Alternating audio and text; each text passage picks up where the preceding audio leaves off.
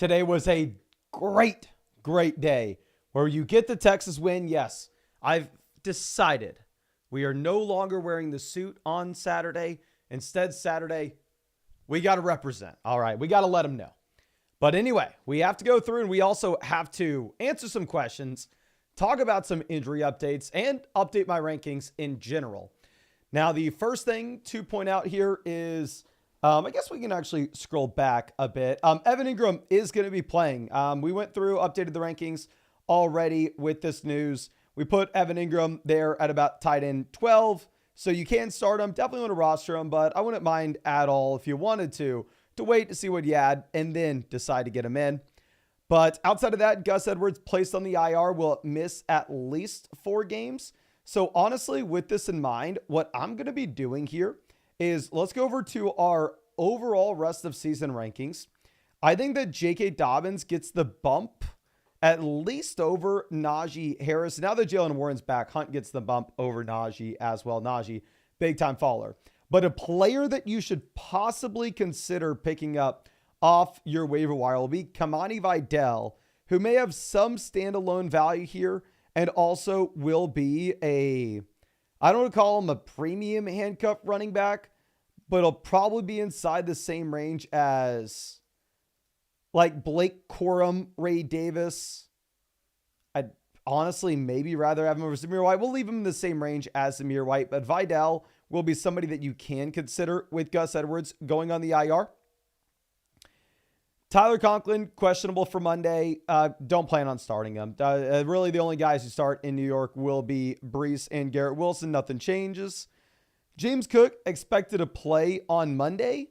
So now that we get the confirmation of this, I think for our week 6 rankings here, we will go ahead and we will update the James Cook ranking just a bit.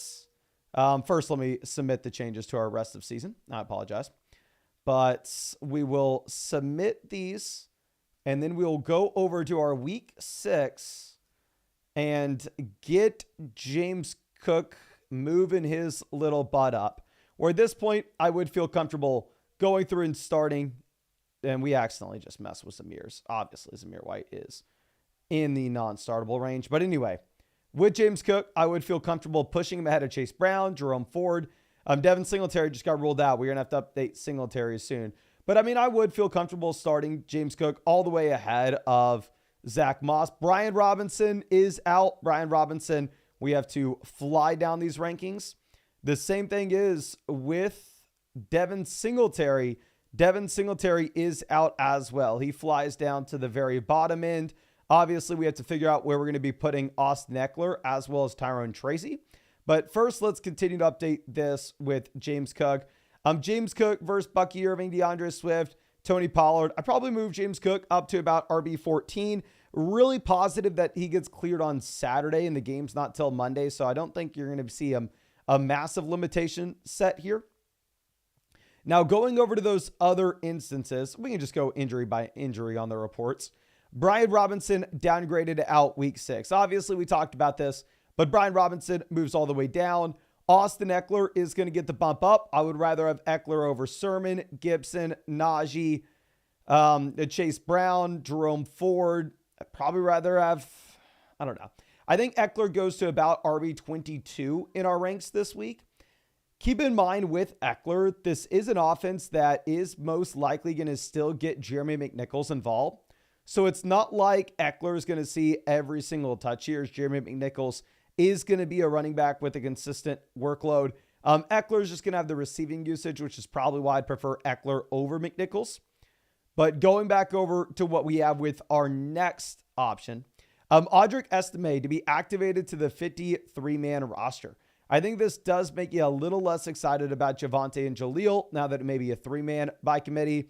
Don't care about Josh Reynolds. Devin Singletary getting ruled out. I actually thought Singletary may play based off him practicing really early in the week here. But this is going to make Tracy somebody that you are for sure excited about. Obviously, Tracy flies up over a ton of these options. I would probably rather have Tracy over Gibson. It's a great matchup for Tracy going up against the Cincinnati Bengals. I would rather have Tracy over Ekeler too. I think you're going to get the guaranteed touches. I think Tracy probably slides in about RB20.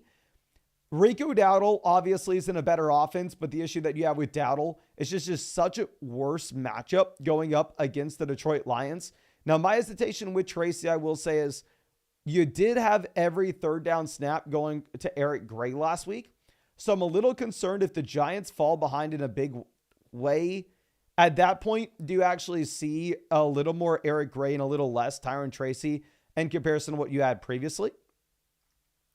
Now, moving over to our next thing, Jacoby Myers listed as doubtful. So what we need to do here is we are going to move Trey Tucker up dramatically. Like, let's go ahead and let's get Tucker in these rankings.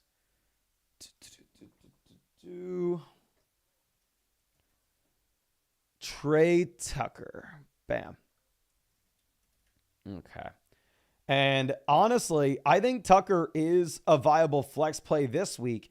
Y'all know last week we weren't interested, but this week I think it is something you can consider. I would move him slightly ahead of where you had Myers. I do want to reiterate that this is such a bad offense, and it's not like it's a really strong matchup going up against the Pittsburgh Steelers, that Trey Tucker is still just a borderline flex play. By no means to see like Tyron Tracy, where you're stepping in, getting a guaranteed workload as a running back, where all of a sudden you kind of just need to be started.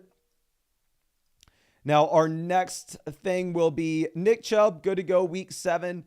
So now that we get that kind of confirmation, what I probably will do is not in our week 6 rankings, obviously week 6 rankings, this has absolutely no impact, but specifically in our rest of season ranks, I actually do think that Nick Chubb is going to be getting a bump up here. I believe that we had Chubb. Actually, I was going to say we had him behind Brooks, which he definitely should be ahead of him, which we had correctly, it looks like. But I think we will put Nick Chubb ahead of Najee Harris, ahead of Kareem Hunt. In terms of Dobbins, Moss, Swift, these are running backs with safe workloads that we have seen already this season. Chubb, we're not expecting him to be at 100% by any means. He's probably not a great pass catcher still. I mean, we know that. And he's probably still in a bad offense. So I don't think Nick Chubb goes up to being prime Nick Chubb and he's the RB4 in fantasy. No, I think he's going to be somebody that can possibly prove himself to be a locked and loaded RB2 starter weekly. But at the same time, you wouldn't be super surprised if this injury and his age kind of zapped his explosiveness. And it's a very bad offense to be a part of anyway. So we will have Chubb here at 25. Now, moving this over to our next thing, Deontay Johnson expected to play in week 6. We already had that expectation in that ranking. David Montgomery signs an extension. Don't care. Josh Downs expected to play week 6. We already knew that. Anthony Richardson plans to play week 6. We already knew that. Michael Pittman plans to play week 6. We already knew that. Just in case you needed to see where we have those Colts receivers, I mean, we are putting them as options that I would prefer avoiding if we can. We have Downs here at wide receiver 43. He's crushed over the past few weeks. Actually, that's the rest of season. I apologize. Let's move over to week 6. But Downs is obviously crushed over the past few weeks. The issue that you're going to have here is it's a low volume passing attack with Anthony Richardson. And if Pittman's good to go, like, I think I'd rather play Ladd over Downs at this point. Now that Pittman is cleared, I would probably prefer Pittman over Hopkins now that he is good to go. And honestly, I think Pittman's a much better receiver than Trey Tucker, and I think both offenses are bad. But I would prefer Pittman over Tucker. But yeah, Downs, Pittman, these guys are just borderline flex plays where you can consider them. But it's very difficult to get super excited based off the quarterback play that you have here. But that should be all the injury updates that we have. So we're going to go ahead and push those updated rankings to the site. And of course, if y'all ever wanted to see updated rankings on flogfantasy.com, go over to the site. You can always see the average expert rankings. And the average expert rankings are going to be the average of all these different creators that we have on the site. If you are a paid member of the site, you can click Mason Dodd and sort by my rankings in particular. If you're a paid member and you like my advice, that's what I definitely would recommend because I update these literally every single second. But you can check that out on flogfantasy.com. You can also go use the My Teams page for completely free as well. You can go through and link your league if you play on Sleeper, ESPN, or Yahoo for completely free. No hassle really at all. And you need to just link your league and you will see the updated power rankings based off the value on each roster. And you can break it down by positional group as well. So it says that Zach has the best running back room and the best team in the league in the Flock League right now. And let me go ahead and we'll actually use my values so you can see my rankings attached to these players. But actually, if you use my values, Avery has the best team. Avery has St. Brown, Jefferson, Kenneth Walker, Jaden Daniels, Aaron Jones, T. Higgins, Brock Bowers. But you can see it broken down by position in terms of value as well. Definitely recommend doing that for free. And obviously, we're going to be answering a bunch of questions in this live stream all through flockfantasy.com. If you wanted to get a question in, just go over to the site, hit the button in the top right corner that says expert advice. There, you can ask a trade question, start sit question. You can send a super message. You can get a full-blown team review. If you wanted that full-blown team review, I would definitely recommend taking advantage of the offer that we have with Underdog Fantasy, where if you go over to Underdog Fantasy with the link in the description or the live chat and use promo code FLOCK, you will get a 50% deposit bonus up to $1,000. Plus, at the same time, you are going to be getting a free Joe Burrow pick, more than less than half a total yard for the game tomorrow night. And on top of that, you'll get a free team review in the live stream we're doing every single night. Just make sure that you set up an account on flockfantasy.com with the same email address as your account on Underdog. That way I know who to credit with that free team review voucher. But let's go ahead and let's move this over to some of the questions that we have on the sites. This first question that we have coming out from Champa Bay. Excited to see you. Let's go ahead and let's dive into this. This is a start sit question saying, what's up, Mason? Thank you for all the helpful content. Pick two between Godwin, Zay, Garrett Wilson. Thank you. Thank you, my friend. So yeah, obviously we have no Nico Collins. Garrett Wilson will be somebody you have to play at the very top of the NFL in targets so far this season. And then between Zay and Godwin, we will go Godwin. Right now, the Baltimore Ravens have showed us that their main objective and their main plan, if they can get away with it, is just running the ball over and over and over again. And it looks like that's probably something that they're going to be able to do, with the spread on this game against the Washington Commanders actually being 6 points. So yeah, then we go Godwin over Flowers. Then obviously at running back in the flex spot, we're leaving this as is, just absolutely crushing here. But really appreciate you and good luck this weekend, my guy. But let me go ahead and dive into our next start sit question. It says, hey, 0-5 right now. Should I sell Chubb and Brooks to save the league? And how do you rate the squad? I would 100% on an 0-5 roster go through and look to sell Jonathan Brooks to get production and right this second. In terms of selling Nick Chubb, it's a little bit tougher now that you know Nick Chubb is good to go by next week. And I'd imagine it's probably very difficult to get a trade going before kickoff anyway this week. So you're probably holding on to Chubb, but if you could sell Brooks, I definitely think you have to if you are 0-5. The team this week's looking pretty damn strong. Obviously, we're all in on Tampa. We have to play Kate Otten because we have no Travis Kelce this week, but we're playing Godwin, Otten, Bucky Irving. For the flex spots, let's see if we would change anything around here. Chase Brown versus Darnell Mooney could be something that you think about, but honestly, I think you can leave this team as is. But yeah, I definitely would see if you can get some value out of Brooks on an 0-5 build. But California says a bye weeks plus no Malik hurt my running backs in the flex spot. What are we looking to do? So wide receiver, we're absolutely crushing with Wilson and Jamar Chase, right? Going over to running back, I think we are going to go ahead and we are just going to be sadly playing Javonte Williams. Now, the offense is obviously very bad. The matchup's very bad. You've had one usable week with Javonte Williams so far this season. So I would like to avoid it if we can, but we have no Achane, we have no Jones. It's really Braylon Allen or Tank Bigsby here for other RB slot. We will go with Bigsby, but it is relatively close. We'll hope that maybe he's earned a larger role with how bad Travis Etienne's been. And then going over to the flex, it's either really Keon Coleman or Ladd McConkey. It sounds like you will get Khalil Shakir good to go on Monday nights. And with that in mind, we probably go Ladd, even if Ladd does have a really bad matchup here. Now, moving this over to our next start sit, says no tight end / double flex league. Mostly stumped on who to put for the 2 flex spots. Well, let's definitely check in at running back for you as well. We have Dowdle or Bucky Irving to choose from this week. You 100% have to play Bucky Irving, especially with the receiving usage he should have here. And then at quarterback, I will go Dak Prescott over Justin Fields. Dak going up against the Detroit Lions. It's probably going to be in a super high-scoring game environment where they have no other option but to go out there and consistently air it out. Going over to the flex spots, we have no Nico Collins, no Devon Achane. We have no, this is tough. We have no Kareem Hunt as well. This is a very sad spot to be in. And I almost never, ever, ever, ever say that we want to be putting tight ends into the flex. But this is one of those very rare instances where I think you flex Trey McBride and Brock Bowers with this being a full PPR league. Dowdle has the tough matchup. Dontavian Wicks has the other receivers in Green Bay good to go. So I think sadly we will be playing the tight ends, but it is not super fun. Now, Derek coming out with a team review. Going to be excited to check this out. This is one of those free Underdog team reviews.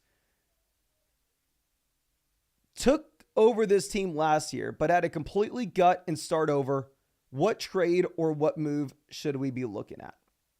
So this is today, Junior. This is the 3rd team in the league analyzer. This is a crazy league in that there are the haves and the haves not. I would love to know if Darren is in this live chat right now. Darren, if you are, could you confirm, is this a keeper league or is this a dynasty league? Let's read the message again. Took over this team last year, had to completely gut and start over, which makes it sound as if this is a dynasty makes it sound as if it's a dynasty league, but what makes me think it's not is that it's a little bit of a shallower roster in general. But anyway, regardless of if it's a dynasty keeper or redraft format, obviously we were chilling having Lamar Jackson in here at QB1. I mean, I think that you can roster 2 quarterbacks knowing that it's a little bit of a deeper bench here. Going over to running back, you're currently sitting with Jordan Mason as the short-term play. Braylon Allen, Tank Bigsby. Thank God we have Kareem Hunt coming in. It's maybe saving this running back room. It's a league where you only start 2 wide receivers in 1 flex. We have Harrison, London, Wilson, Thomas, Leggett, Wicks, Adonai Mitchell. So a phenomenal wide receiver room in terms of the production that you have this season, especially if this is going to be a keeper or especially if this is going to be a dynasty format, in which you can look at a lot of these younger options and say, hell, you can get really excited about Brian Thomas in the future. We can be really excited about Marvin Harrison in the future, Drake London in the future. There's a chance that these wide receivers continue to get better as time goes on. With it being a 2 wide receiver, 1 flex league, probably the main thing that I would be looking to do if possible is if you could go through and if you could sell one of the depth receivers like Brian Thomas with a running back to go get an absolute stud RB, I think that could be a potential move for this team. Obviously, if it's a dynasty format, you're less excited about it because the young stud proven wide receiver that's most likely going to continue to get better is a player that typically you would want to really hold on to. So, of course, if you were going to go through and if you were going to possibly make a move like that, you would just be having to charge a massive premium. But yeah, I mean, if you could sell Brian Thomas and Braylon Allen for a massive premium, a really strong running back, I think you should look to do it because even if this is, say, I don't know, even if this is a dynasty league, even if this is a keeper league, it's still a spot in which you're 4-1. We really need to be thinking about how we can win right this second.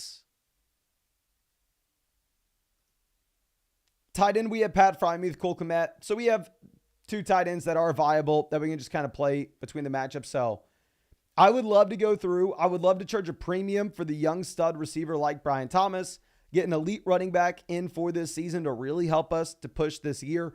Because the running back room's okay now, but if CMC does come back and kind of evaporate the value that we have from Jordan Mason, this team will go from strong to weak real quick. Now let's move this over to our next question. It's going to be all the way through. Hey Mason, 5-0 right now. Not sure if we should do this. The other team also has Achane. Let me know. Thanks. Thank you. So Jones, Pittman versus Montgomery, JSN. JSN versus Pittman. Give me Pittman. And dear God, is it saying, it looks like we updated our weekly ranking once we heard Michael Pittman was good to go, but I did not update my rest of season ranking on Michael Pittman. Remember, the initial report that we had coming out was Pittman was potentially going to be going to the IR. So we moved him down dramatically in our rest of season rankings, which now that he is just fine, and dear God, I don't know what just happened here. Now that he is fine, we need to go through and we need to move him right back up. These are our rest of season rankings. Don't be using this to submit your starting lineup this week. Rest of season, I'd probably have Pittman right around the Christian Kirk, Jordan Addison, Shaheed range. Obviously, we can think about this a little bit more off stream, but I just want to make sure that we get that update out there ASAP. But anyway, pulling this up, Pittman versus JSN, I would still rather have Jackson Smith-Njigba there. Aaron Jones versus David Montgomery, I'd prefer Aaron Jones. I think if this was a team where you were 1-4 and you really needed some production in your starting lineup right now, I would go ahead. I would get David Montgomery. And that with Montgomery, obviously, has been an absolute crusher. He's scored a touchdown every single week so far this season. But at the same time, what you'd be really excited about is he's already gone through his bye week. With Aaron Jones, he's banged up, yet to go through his bye. So specifically here, if you were 1-4, if you were 2-3, and we really need to be optimizing to win right now, I think you go ahead and you pivot from Aaron Jones to David Montgomery. However, on a 5-0 team where none of that crap matters, and the only thing that matters is getting the highest possible option in for the long term in the fantasy football playoffs, in a full PPR format here, I'd probably still prefer Aaron Jones, where right now it does seem like he's dodged a serious injury, and it sounds like he may just be good to go after the bye. Now, Green Goblin's coming out with a massive, massive dono. Thank you so much. As having only 4 bench spots is somewhat helped by having 3 IR slots. I recently dropped Christian Kirk to get Devontae Adams. Somebody dropped him in my league. That is freaking nuts here, my friend. But this team name is Green Goblins. Right now, we are near the bottom of the league settings, not at the bottom, but near the bottom.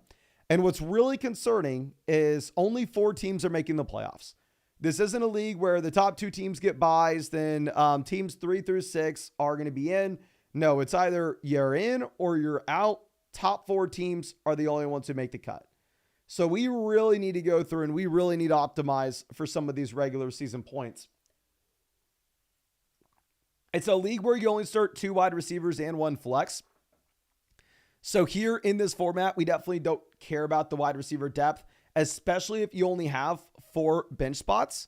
Because there, I mean, like you said, the guy that you just had to drop is, you had to go ahead and you had to drop Christian Kirk. Somebody else in your league dropped Devontae Adams. So already in a league where you only have 2 wide receivers and 1 flex, you are highly incentivized to go through and make 2-for-1 deals, get upgrades inside the starting lineup, opening up a spot down there on your bench because you should have strong options off the waiver wire.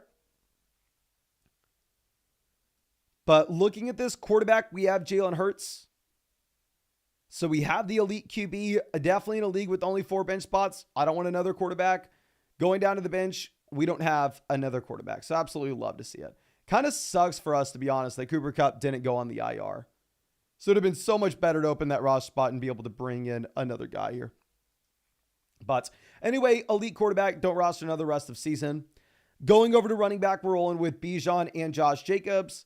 To be honest with you, I view both running backs as low-end RB1s, high-end RB2s rest of season. I would be very excited if my running back room was led off with both these guys in a 12-team league. Going down to what we have with the bench, we have Rico Dowdle, so we have some depth, but definitely not a lot of depth. But like we said previously, depth isn't going to be the highest priority here, specifically in a league where you only have 4 bench spots. Okay. Now, moving over to what we have at wide receiver. We are currently sitting with Marvin Harrison, DK Metcalf, and then going over to Tank Dell in the flex. And then down on the bench, we have Kupp and Davante Adams here for the long term. So here's what the ideal is for this team. The ideal for this team is we get a massive pop from Tank Dell, where Tank Dell comes in and without Nico Collins, Dell goes back to being the wide receiver that he was last year. Tank Dell gives you a 120-yard, 8-reception touchdown game where we can get somebody extremely excited about Tank Dell. And then at that point, you're able to potentially package together Tank Dell with a tight end like Tucker Kraft and pivot over to a tight end that you are extremely excited about in the long term. Same thing with DK Metcalf. With DK Metcalf, obviously, is a much better option than Tank Dell. But you're going to have these massive spike weeks. And when they come in, it does make a lot of sense for you to potentially go ahead and for you to try to trade that DK Metcalf 30-point spike week with Tucker Kraft to go get a top 2 tight end in fantasy, to go pivot over to Travis Kelce. And it's nothing against Tank Dell. It's nothing against DK Metcalf, but it's just about having that elite tight end that we are able to start absolutely every single week and knowing that you're going to be able to find wide receivers off the waiver wire consistently in a league like this where you only have 4 players on your bench. Because one hard spot you will be in is what the hell are we going to do when TJ Hawkinson comes off the IR? As when TJ Hawkinson comes off the IR, at that point, we're going to be faced with the decision of, okay, are we cutting Juju Smith-Schuster? Are we cutting Rico Dowdle? Are we cutting Davante? Who are we cutting here? So, like, I know we have Hawkinson, but at the same time, it's like, I don't know if Hawkinson can relatively save the day. I think this is one of those leagues, especially 2 wide receiver, 1 flex. You go out there, you overpay for the elite tight ends. I mean, hell, if you can sell Davante Adams and Tucker Kraft to pivot over to Trey McBride, to pivot over to Travis Kelce, it's a no-brainer. I just think that when you're telling me that we just picked up Davante Adams off the waiver wire, that guy's probably going to be a little bit harder to sell, right? Your league mate's going to look at you and just laugh and go, why the hell am I going to pay up when you just got this guy for free? So I think maybe it'd be a little bit easier to try that with DK Metcalf. And of course, I think we could try right now. But the reality of the situation is I think you're probably going to just have to wait a bit of time. I think you're going to have to wait until you get that spike week from Metcalf. And then at that point, it should be much easier to make the move. And then, yeah, tight end, it's nothing against Kraft. It's just like when we have Cooper Kupp, Davante Adams down here on the bench, it's a 4 bench spot league. I think making the pay to have the other elite onesie position is going to be an absolute no-brainer. And obviously, we are trying to optimize to do that in the short term because we're not necessarily just thinking about fantasy football playoffs. If only 4 teams in your league make the playoffs and we are currently 2-3, we really need to start trying to win right now. But thank you again. If you're in this live chat, please let me know if you have any questions. I would love to answer them and try to give you anything else I can. I really do appreciate the support and really hope I was able to help you out in some way here. And also, I know that we don't have NFL Fantasy linked with the site just yet. I am hoping in the future we can get NFL Fantasy linked up. That way you don't have to submit screenshots of your team again. But thank you again for everything. But Isaac says, I made an Underdog account using code FLOCK a few days ago. I made a deposit today. Should I expect a voucher tomorrow or when? So yeah, after you make your first deposit on Underdog Fantasy with code FLOCK, the next morning, Underdog gets me the list of all those email addresses, and then we go ahead and we credit them with free team review vouchers. So if you just made your deposit now on flockfantasy.com, you should get your free team review voucher tomorrow morning. But let me move this over and see if we have anything from the Green Goblin. I don't think so, but Yeah, thank you again, my guy. I really do appreciate you and hope I was able to help you out in some way with this. But let's move this over to Fantasy Chef. And then after this, we'll get to some start set questions in the chat. This is Deontay Johnson, Amari Cooper, Jacoby Myers, Juju Smith-Schuster, Justin Jefferson at receiver. Deontay Johnson is cleared, good to go. Juju's not playing this week. Myers isn't. Jefferson isn't. So really, it's just these two receivers. We're saying second quarterback, second QB is Kyler. Click 2 QB, but they only gave me one slot. Flex spot is just wide receiver. Tight end. Okay, good to know. Thank you. So yeah, second quarterback being Kyler when we have Allen is just freaking nuts. And then going over to flex, we can't consider a running back here. You said this is only wide receiver and tight end. So Myers isn't going to play. Juju's not going to play. Jefferson's not going to play. We can't go with the running backs. So I guess our only option is Sam Laporta. Now, even if Myers does play, if he is a surprise active, I would still go with Sam Laporta over Jacoby Myers, knowing that Myers would be in a garbage offense, probably wouldn't be fully healthy, whereas Laporta will be in a much better offense and is coming out of the bye. So I think we can be a little more confident that he is good to go. But let's move this over and answer some of the free chat questions that we have. Please, in the chat, let me know if you have any questions. And I'm honestly disappointed with y'all. I decided to not wear the suit today in the live stream, and nobody's upset over it. I thought y'all would be crying. I thought y'all would go, oh my gosh, Mason, where's the suit?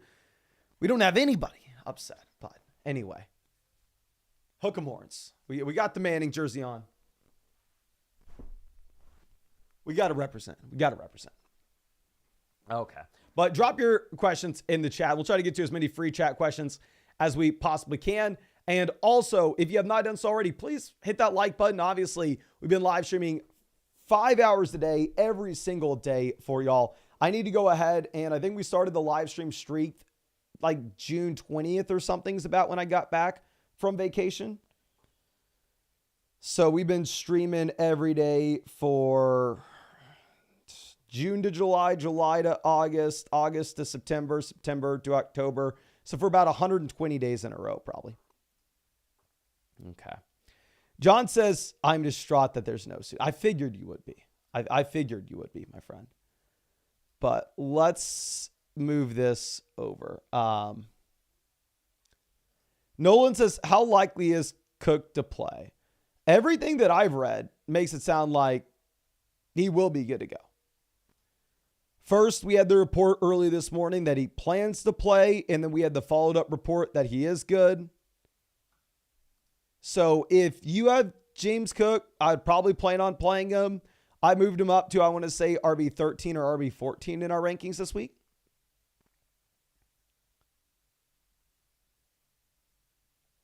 Let's see. John says Wandale or Najee Harris. Here, I would prefer Wandale. Like, Najee Harris was very interesting for me at the very beginning of the week, when we previously thought that you had no Jaylen Warren. But now that Jaylen Warren is going to be playing here, at that point, I think it does become very difficult to look at Najee as a running back with very little to no juice at all and say that we want to get him in. Now, Good Morning Football Breakdown says Rico or Ridley. I would definitely prefer Rico over Ridley, even in a tough matchup. Engelbert says, yo, Flock, should we start Tank Bigsby or Garrett Wilson at the flex? Is Travis Etienne ruled out? I did not see Travis Etienne get ruled out. If Travis Etienne's not ruled out, my guy, this is a garbage question, to be honest with you. Let me pull this up. Let me search Travis Etienne on Twitter real quick. Y'all, please let me know in the live chat. Do we have anything with Etienne? I thought Travis Etienne was good to go. It will help my underdog team so much if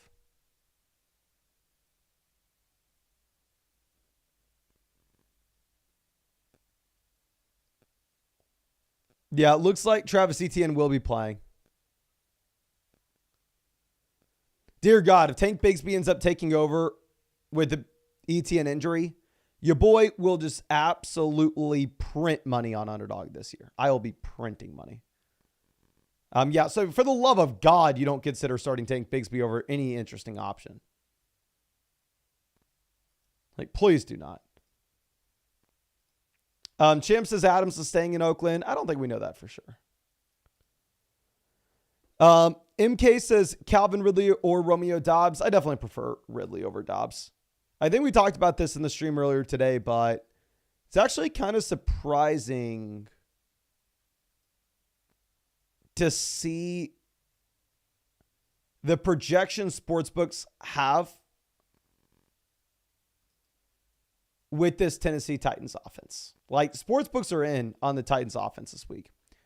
And yeah, I know the report saying that Adams, I saw the Schefter report saying that Davante Adams could stay with the Raiders. Just because Adam Schefter goes, hey guys, I know we said that Davante Adams could get traded. Davante Adams could stay there too. It's like, okay, well, thanks. I knew it wasn't a 100% chance he wasn't going to get dealt. Comes down to the probability you think he ends up getting dealt. Okay. Let's see. Julian says David Njoku or Dallas Goedert. I actually do think that they're relatively close. Obviously, Dallas Goedert has been way better than Njoku so far this season. But I would probably go ahead. I probably would still play Dallas Goedert until you actually see David Njoku as a productive option.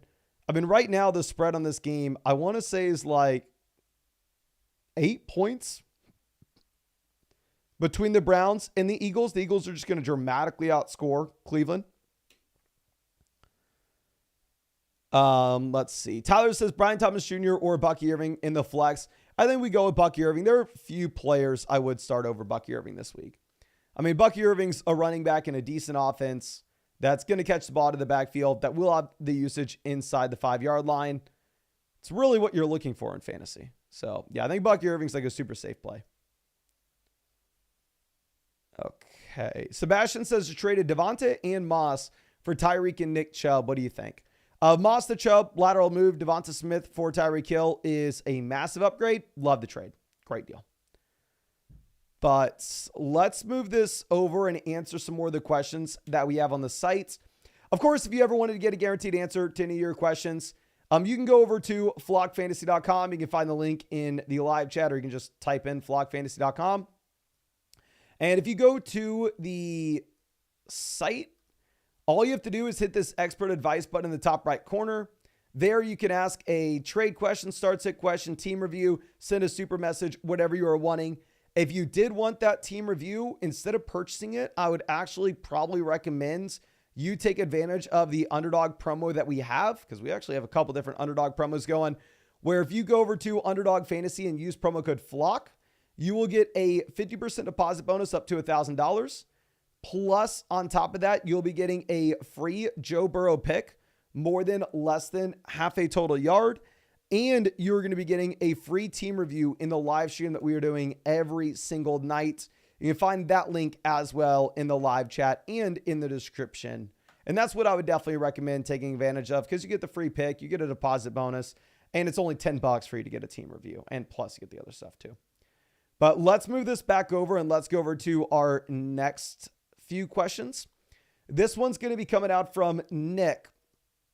This is a start-sit question here, where it says, hard decision here. Flowers with a good matchup, Higgins with the better pass offense, and Goff or Fields. I will go with Jared Goff over Justin Fields, and then I'm going to be going with T. Higgins over Zay Flowers. And who do we have? Yeah, and then obviously we have Devonta Smith in the flex. But yeah, real quick, also, in terms of if you're going to submit a start-sit question again in the future, obviously I have no issue just reading your message and letting you know what I think. But honestly, I think it would probably be a little bit of a better experience for you is if you just go through and say you need one quarterback. You just open up one quarterback slot here, and then you go through and you put the two quarterbacks you would consider underneath. And same thing if you need two running back slots or you need two wide receiver slots. If you need two wide receiver slots, instead of like filling out 1, 2, 3, 4, 5, all you have to do is put two of them and then put the players that you would consider underneath. That way we can just go through, and that way I'm able to just fill it out and send it to you directly as well.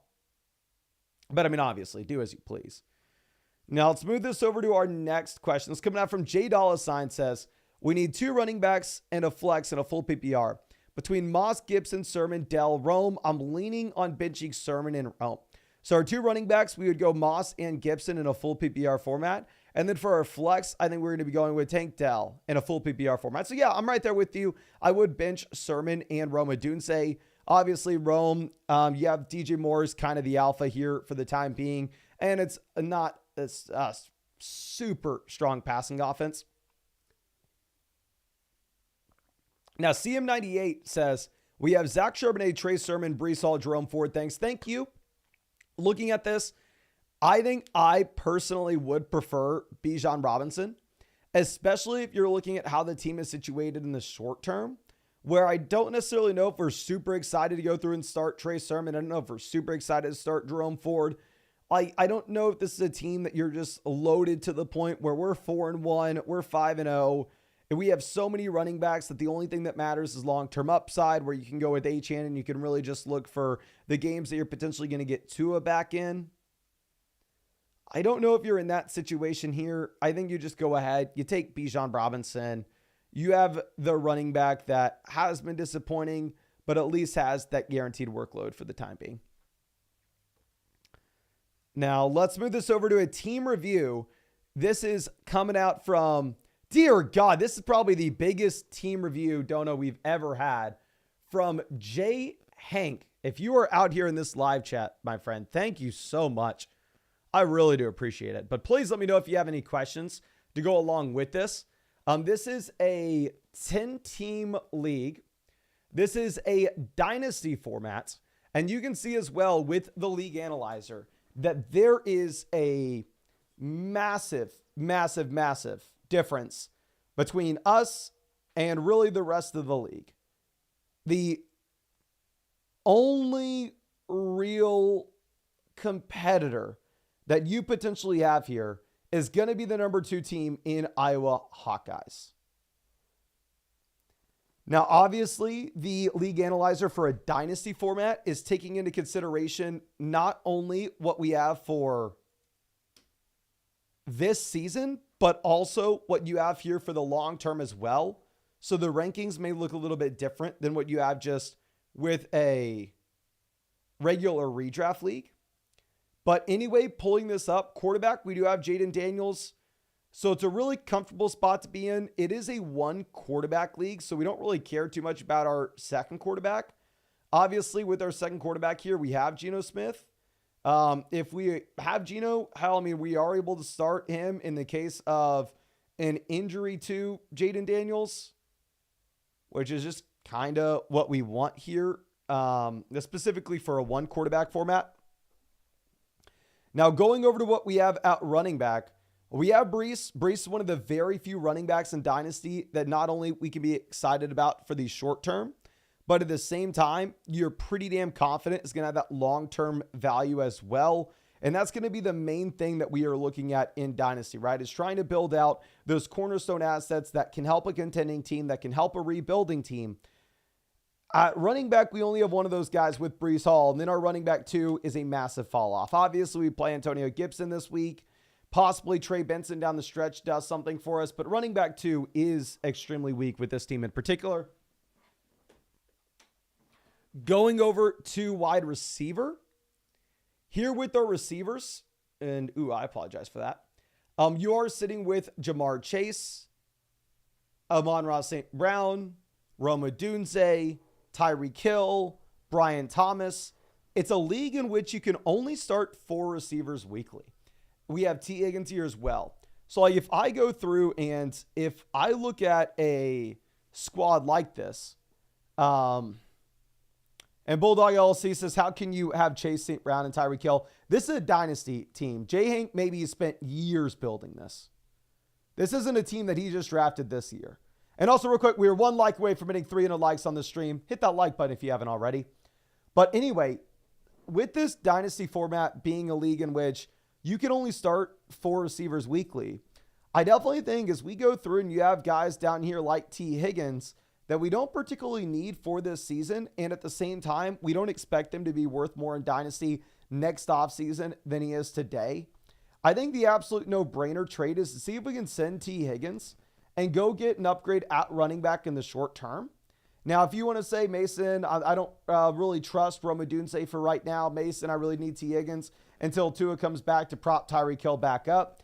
Then at that point, I think that you're okay and you don't necessarily need to trade Higgins because we have the additional 2025 picks. We have a bunch of 2025 first-round picks here. This is a league that we are so dominant that I would be extremely surprised if there weren't a bunch of teams rebuilding that were wanting to trade for picks and were willing to give up RBs. Like, we can go through and we can look at all your teams in this league that have losing records. This team here that's 1-4, they have garbage running backs. Obviously, we're not super interested in trading for any of these guys. I mean, if you could send them like a second rounder and go get J.K. Dobbins, Chase, honestly, if you could send them a first and get their entire running back room and then just kind of solve our running back issues, I think that would be interesting. But I mean, if you could maybe cherry pick a running back that you like off this team, like J.K. Dobbins with a second round pick, I think that you could look to just cherry pick off the 1-4 team. This other team that's 1-4 has Brian Robinson, Travis Etienne, Tajee Spears. They have no 2025 first round pick as well. Looking at their team, this team just realistically has no shot to contend, right? Devontae Adams has turned out to be a massive dud. Michael Pittman's turned out to be a dud. Chris Olave's turning into a dud. They're 1-4 in the first place. Mark Andrews has completely fallen off. So, I mean, if you could go through and if you could potentially swing a first round pick in this team's direction and bring in like the combination of Brian Robinson and Devontae Adams, or Brian Robinson and Travis Etienne. I'd probably prefer Robinson and Etienne. Then in that case, for the cost of a first round pick, we add in both Brian Robinson and Travis Etienne here. And our running back room instead consists of Breece Hall, Brian Robinson, Travis Etienne, then Javante's RB4 or Ramondre's RB5. It doesn't matter, but we're not actually relying on these players how we are now. I think that would be a very reasonable trade from a team that has more than enough value to look to contend this year. I know maybe we lose a little bit of the long-term value, but for us to be able to go through and have a shot at contending, I think it's an absolute no-brainer for you in your current situation. So yeah, I think that's the situation that you find yourself in, where we either want to be selling T. Higgins and going and getting some running back production because you can afford it. We have a contending team. It's an absolute no-brainer. Or, and what probably the or is what makes more sense, is going through and looking to sell specifically a rookie pick, because here there are going to be so many rebuilding teams in this league that have an extremely difficult time keeping up with you with the amount of value that you have on your roster. We're sitting them a first or a second to get an upgrade there at running back, I think could make a lot of sense. But I really do appreciate you and really hope I was able to help you out in some way with this, my friend. And again, thank you so much for the support. And if you have any questions, please respond to the email that this thing sends you. Now, moving over to our next question. It's going to be a start sit from Dylan. Here, running back, we are looking between Dobbins, Brown, Dowdle, and Mostert. Mostert not playing. I think we are going to go Dobbins, knowing that Gus Edwards is on the IR. Chase Brown is officially parked behind Zach Moss.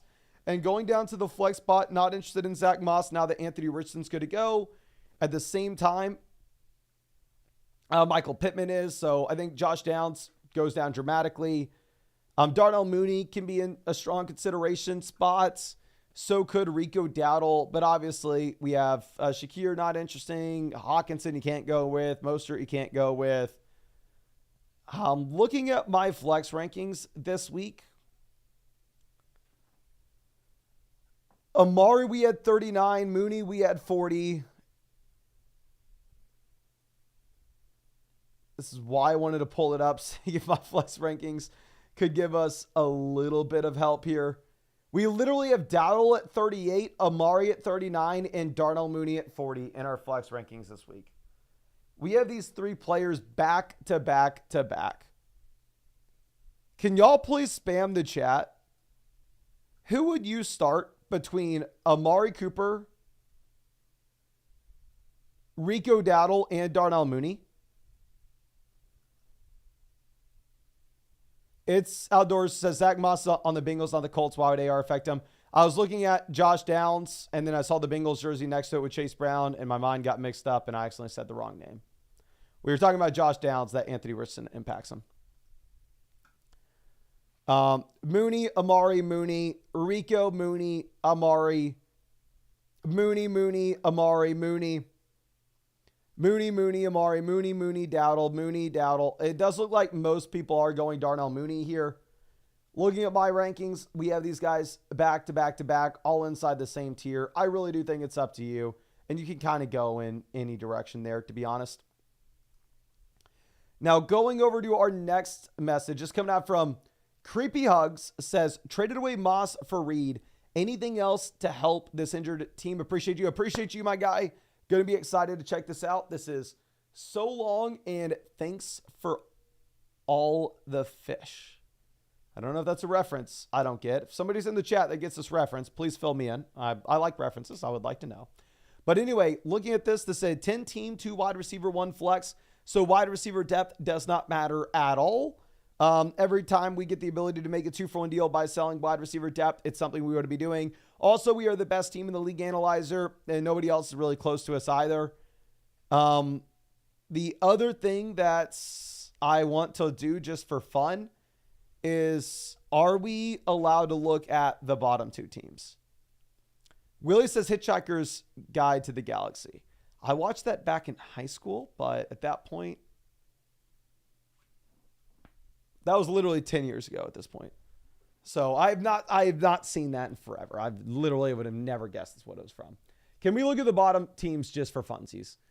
This team had the collapse of Collins, Brees, Dowdle, Pickens. This team has Leggett as their third wide receiver. This team's just brutalized.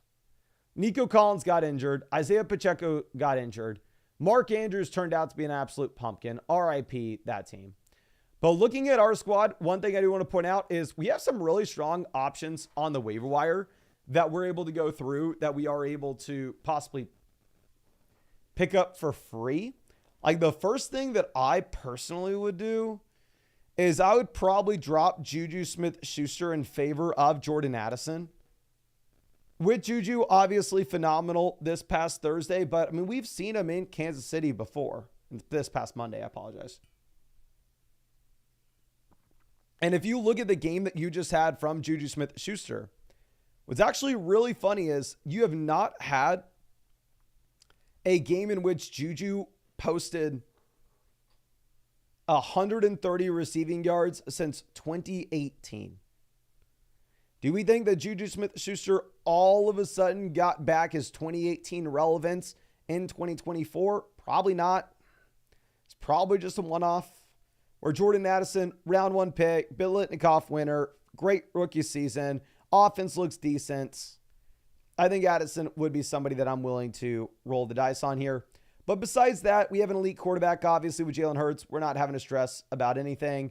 Going over to running back, we have Achane, Montgomery, James Conner, Jordan Mason, Charbonnet.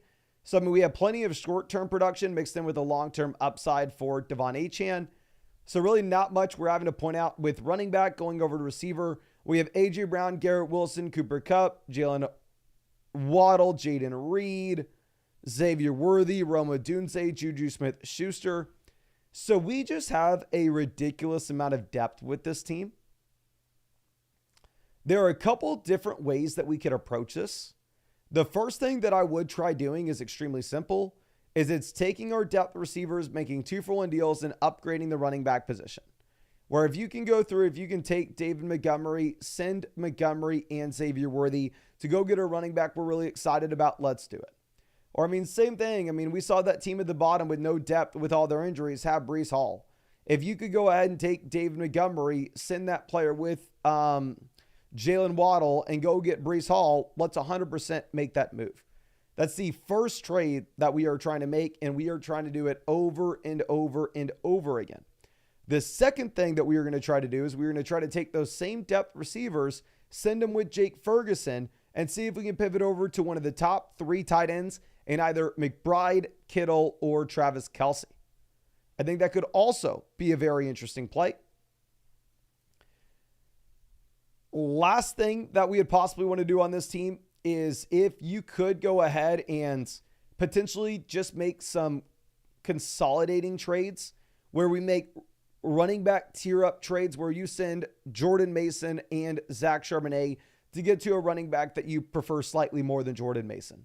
James Conner, David Montgomery to get to a running back that you view as a mid RB1 rest of season. And then at that point, you're able to go through and you're able to pick up some of these exciting waiver wire options for absolutely free. Out there on the waiver wire right now at running back, we have Braylon Allen, we have Roschon Johnson, we have Tank Bigsby, we have Tyler Algier. I mean, Gibson's out there right now. Wide receiver, you have Jordan Addison you can pick up for free. Tight end, you have Kyle Pitts you can pick up for free. So the team's phenomenal, obviously, is indicated with what you have with the league analyzer. But the issue is it's a league where depth isn't super important, where it seems that we are optimized around the depth. So I would like to make 2-for-1 deals if possible and get that upgrade where we can so we can pick up additional players off the waiver wire that we think can make a difference here for us. Now, moving this over to our next question. This one's coming out from Victor. Says, second place in my division, 1 game behind. Traded Adam Swift-White for Breece Hall right before week 5. Holding the Niners and Vikings DST. I have faith in my bench long-term. Trade ideas or advice. Appreciate you, my guy. Going to be excited to check this out. Okay, so I will say that I do not play in leagues anymore with divisions. So I don't know if we are second in our division, what that particularly means in terms of playoff implications. I don't know how many divisions are in our league. I don't know if it's a 2-division league and the winners of both division each get a bye week in the playoffs. I don't know how important that is for us. But the Breece Hall trade is phenomenal based off the recent news that we have with Adams and White. Love it. In terms of holding the Niners and the Vikings DST, I'm saying this as someone with the Niners defense. I think I would probably just go ahead and let go of the Niners defense. Obviously, we will see what options we have on the waiver wire, but this is a 10-team league, so I was expecting us to have somewhat decent options on waivers. But quarterback, obviously, we don't really care about when we have Jalen Hurts. We don't need a backup. Running back, my favorite running back would either be Madison or Roschon. Wide receiver, Tolbert, Sutton, Leggett, Christian Watson. Probably would be Tolbert is the best option here, but honestly, I'm not super excited about any of these waiver wire options, especially in a league where you only start 2 receivers and 1 flex. So honestly, I think you could probably get away with holding on to the 2 defenses for now, because right now, I mean, it's an obnoxiously strong team, right? Where we can go through and we can look at this in the league analyzer, where we have by far and away the number 1 squad here. Doesn't even come close. Starting off at quarterback, we are currently sitting with Jalen Hurts. So when we have Jalen Hurts, we don't need a backup, especially when there are that many options on the waiver wire. Hell, if we really needed to go pick up somebody with the Jalen Hurts injury, you're choosing between guys like Justin Fields, Sam Darnold, et cetera, et cetera. So I think you will be fine. Going over to what you have at running back, you're currently sitting with the combo of Saquon Barkley as well as Breece Hall. So looking at both these running backs here, they do project out to be RB1s in the long term relatively easily. We get Nick Chubb coming in as a running back with upside starting in week 7. You have the quality depth of Rico Dowdle. I will say for sure, if we could squeeze out any value from Jerome Ford, we would. Like, if you could sell Jerome Ford and Amari Cooper and pivot to a wide receiver and a better offense, I think that's an easy move, but just much easier said than done. Going over to receiver, we have Wilson, Reed, Thomas, Amari, and Juju. It's a 2 wide receiver, 1 flex league, so the wide receiver depth not going to matter a ton. I mean, if you were going to make anything, I think it's probably centered around what you have specifically with maybe the additional tight end value where we're sitting with both the combo of McBride and Kraft. Like Tucker Kraft does look like a top 10 tight end rest of season, but with the addition of the other options at wide receiver that you have in Green Bay, you may have a slight step backwards from Tucker Kraft. We don't need him when we have Trey McBride. I mean, if you could take Tucker Kraft and package him together with a player like, say, Amari Cooper and pivot over to Mike Evans or DJ Moore to this team that has David Njoku, Pat Freiermuth, Zach Ertz at tight ends, I think that would be a very interesting move for us if possible. And then if you were to open up that roster spot and we were to have a free add, the guy that you would add, in my mind, you could look at maybe even Jaylen Warren. Now Jaylen Warren, being off the injury report, I actually am going to be moving him up in my rest of season ranks. I actually did not, I mean, earlier in the week, you had no idea how much time Jaylen Warren was going to be missing. Earlier in the week, they immediately said he was doubtful to play this week. So I thought Warren was at least going to be missing this week and possibly even longer.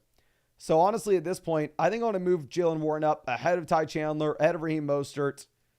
I'll probably move Roshan behind Ekeler with the Brian Robinson injury. I'll probably move Madison behind Ekeler with the Brian Robinson injury as well. But yeah, I think Warren is a riser. I think Warren could be somebody that you look to add once we make that 2-for-1 deal by selling Kraft and the wide receiver to get a wide receiver upgrade. I think that's really all I have for you. Obviously, it's a phenomenal team. It's by far and away the best team in the league analyzer. So there's not much else that I can add. But I really do appreciate you. And of course, I'm wishing you the best of luck here. And I'm assuming maybe we're a Pats fan or something. Why we have the Drake May team name. So I am rooting for Drake May this weekend. I'll say that for sure. I mean, if there's anything the NFL does not need, and if there's anything that fantasy football does not need, it's another bad quarterback. So please, Drake May, come in and please be good. But our next message coming out from Buckeye Brad says, LMS League, tips on who I should target. I traded for Hall and Nico right before. I have no bench now. If you're asking for my trade targets, particularly for depth, if you need like deeper trade targets, some of the guys that I think could be interesting in terms of not only buys right now coming out of the bye week, but you could honestly potentially throw out some feelers for them even after the bye. I think you could be looking at J.K. Dobbins and Ladd McConkey as an interesting depth running back ad and an interesting depth wide receiver ad. Now let's move this over to Neurologic. Dear, y'all are hitting us with the biggest freaking donos ever. Dear God, thank you. If y'all don't know Neurologic, longtime member of the flock, has been here for years with us. Says, good morning, Mason. Taking this opportunity to say your dedication and commitment to your brand and viewers is truly appreciated. The addition of the Flock League this year and all the recent changes have only improved our shared experience. Thank you, my guy. Thank you so much. Really do appreciate you sticking with me for so long. And I promise you, we're just getting started, my guy. I mean, seeing this year how well this has gone, we are about to triple down on the site, and this site is going to be absolutely everything going into the future. I'm going to make so many free tools for y'all all to use that I think that y'all are going to get so much value out of. I'm super excited about it. I've had so much positive feedback with the site and all the free tools on it so far. And I definitely want to continue to go through and do that. And what we're looking to build out right now is incorporating a bunch of statistics and all the data that we need with the site as well. But let's go ahead and let's check the team out. This is Fields of Dreams. It is a 14-teamer. So with this being a 14-team league, definitely we are incentivized to build a little bit more around depth than you would be otherwise. Now, if you're looking at what we have with the waiver wire, the first thing is it is an absolute no-brainer. The first move you make in this league is we sprint, and I mean we sprint to cut Devin Singletary and to pick up Aaron Jones. We do that right this second.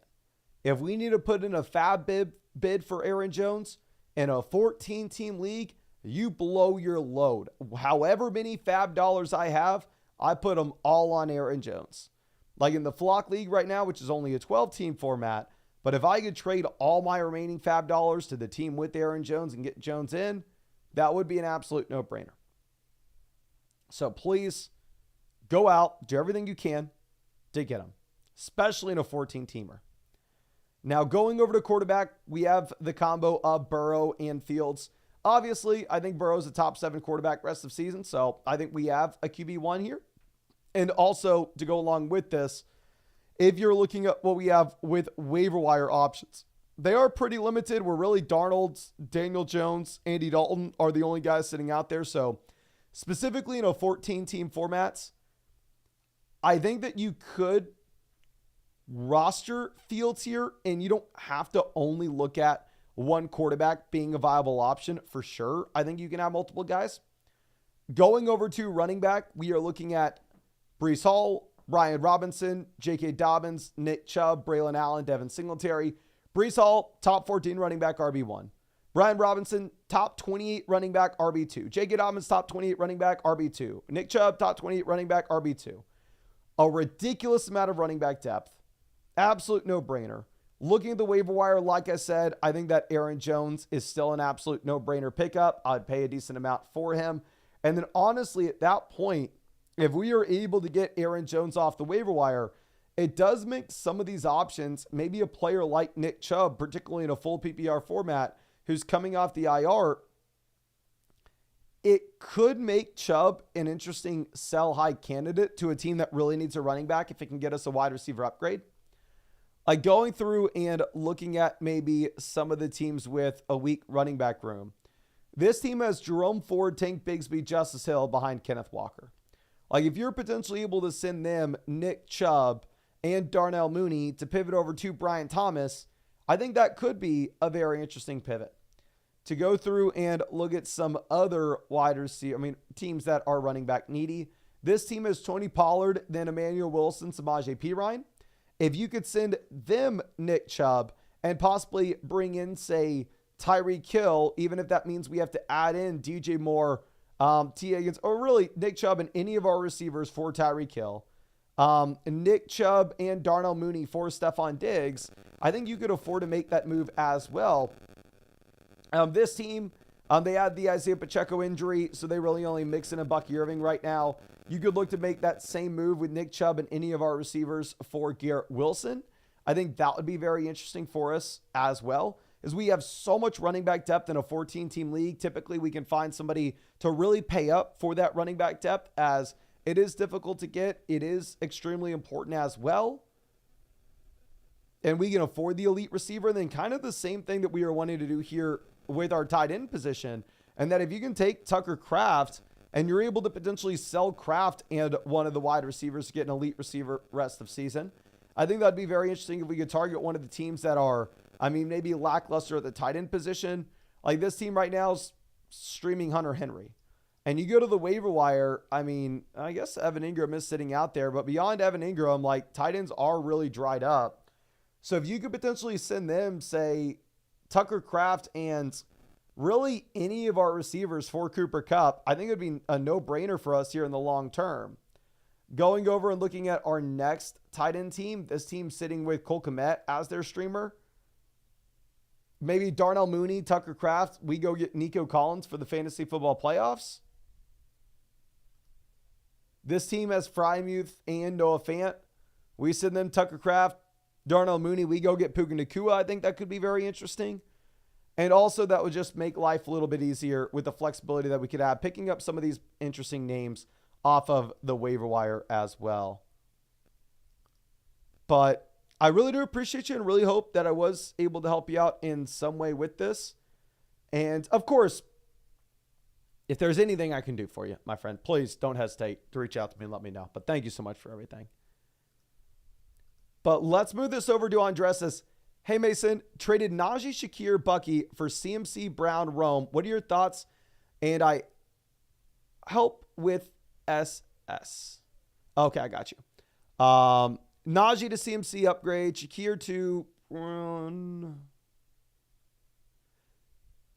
I think it's an absolute no-brainer to go get CMC there, especially if we have enough production to get by in the short term. We go Pitts over David Njoku, good matchup.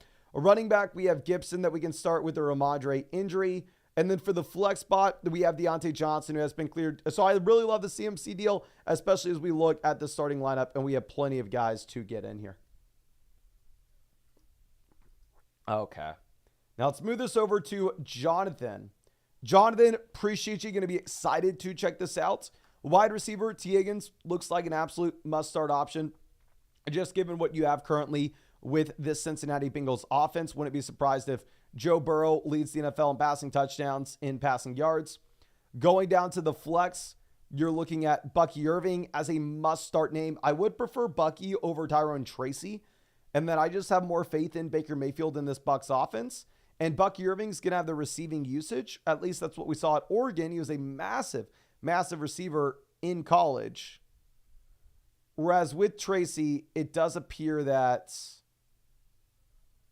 he may split with Eric Gray.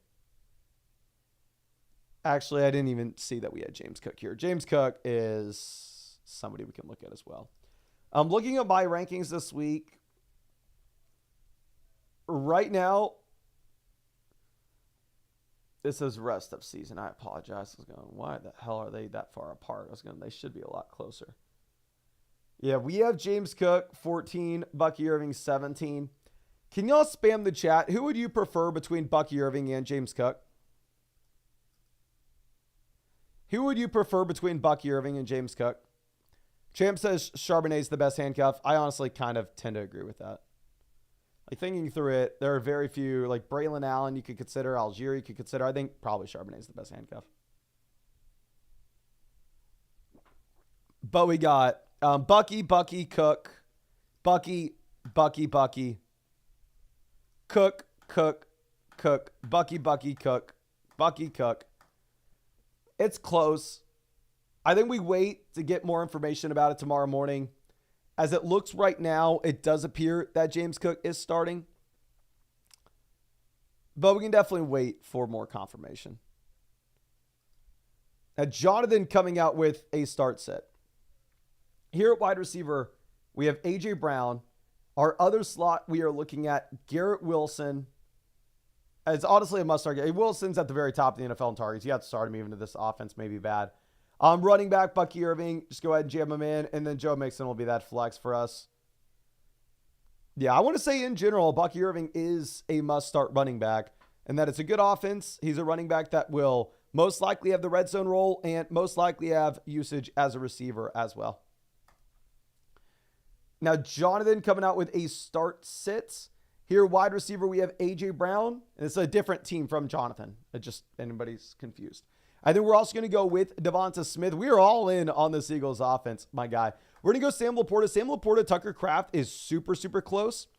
I think that I would make an argument for Kraft maybe taking a small step backwards, given the addition of the receivers that you have in this Green Bay Packers offense, possibly taking a little bit of production away from him. Now, of course, with that being said, Tucker Kraft still looks great. It's still a great offense. He's still somebody that I think you can start. I just don't know if he's like an absolute no-brainer here in comparison to Sam Laporta. Going over to what we have with running backs. Joe Mixon, must-start player. Between Tracy Dobbins, Zach Moss, we have them pretty close. We have Dobbins RB19, Moss RB18, Tracy RB20. I think you have more touches with Tracy. Dobbins is a tough matchup. Zach Moss, good matchup, but obviously the volume's not guaranteed as you have with these other backs that don't have Chase Brown in their offense. Probably when in doubt, to go with the player in the best offense, which will be Cincinnati. And then for the flex spot, I think we're actually probably going to pivot back over to the running back position. I probably go J.K. Dobbins, where it's a tough matchup against the Denver Broncos. However, at the same time,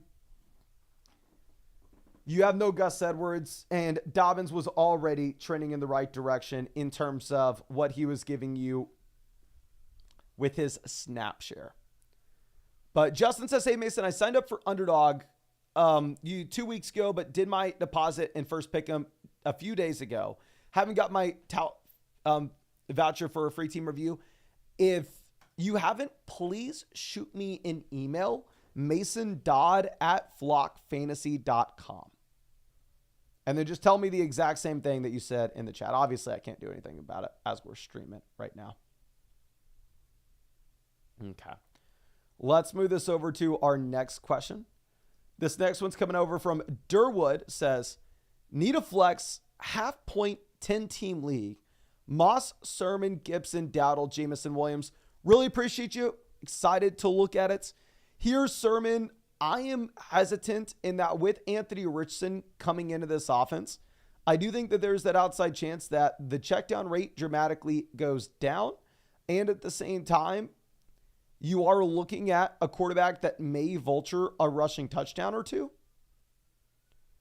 Antonio Gibson, you have every single touch in this backfield, including the usage as a receiver. Rico Dowdle, you have the majority of the opportunity, obviously in a better offense, but in a tough matchup here against Detroit. And then we have Jamison Williams, boom bust option.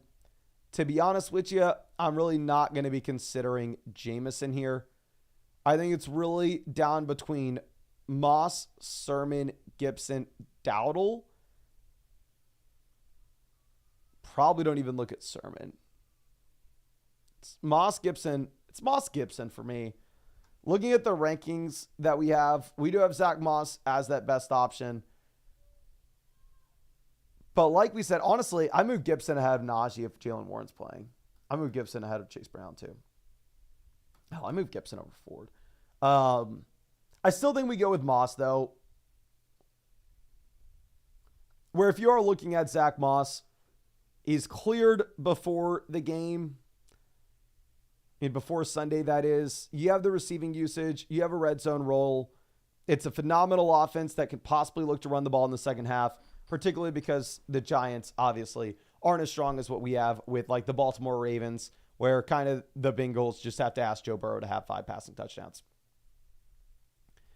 So I think we will go Zach Moss. My guy. But moving this over to Robert's team review. There's no message with this. Robert, if you're in this live chat, please let me know in the chat if you have anything that you are interested in. But anyway, this is Kovalanar, I believe. For whatever reason, the bars aren't loading here with the bottom few teams. But what do they look like? Why is this? Oh, this is loading for its Dynasty. Okay, this is Dynasty. Okay, interesting. We are Kovalanar. I don't know why the bars aren't loading for these bottom few teams, which I apologize for. We're the 7th team with the league analyzer. We are currently 3-2, definitely a Dynasty league, given what we have currently in terms of the amount of wide receivers on this squad. There's no way in hell this is a redraft format. It is a 1 quarterback Dynasty league that I believe, correct me if I'm wrong here, we only start 2 receivers in a flex. So if the league analyzer is pulling in these Dynasty settings correctly, it is an extremely shallow Dynasty league. Quarterback, we have Herbert, Goff, Tyler Huntley. Herbert's not startable at this point. I mean, if you look at Justin Herbert, maybe him being fully healthy, they look to throw the ball a little bit more. But let me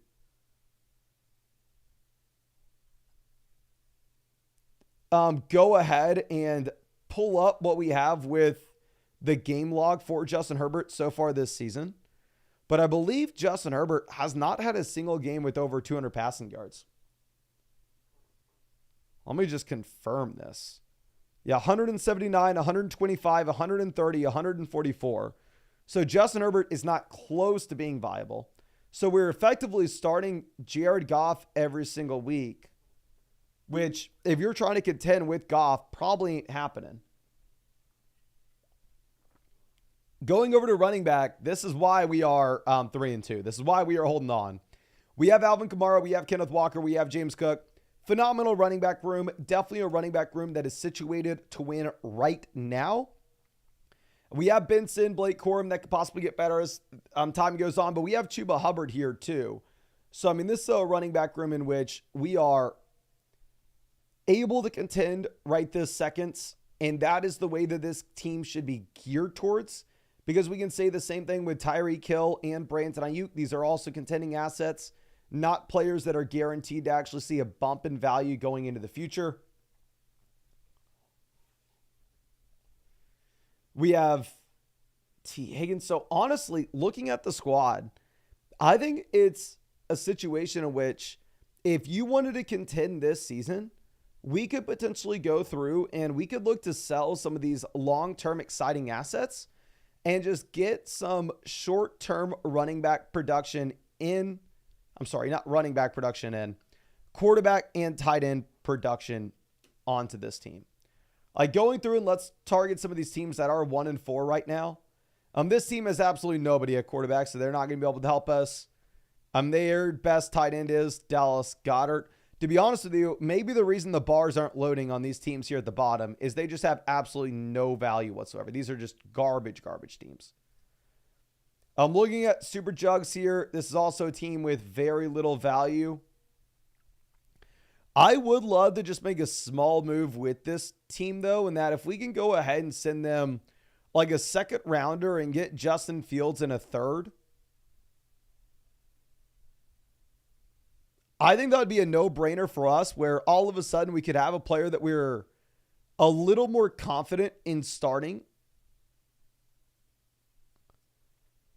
at QB with upside, and honestly, maybe swinging for Darnold as well. Like just sending him a second rounder and getting both the combo of Sam Darnold and Justin Fields in a one quarterback dynasty league. I think that could be interesting.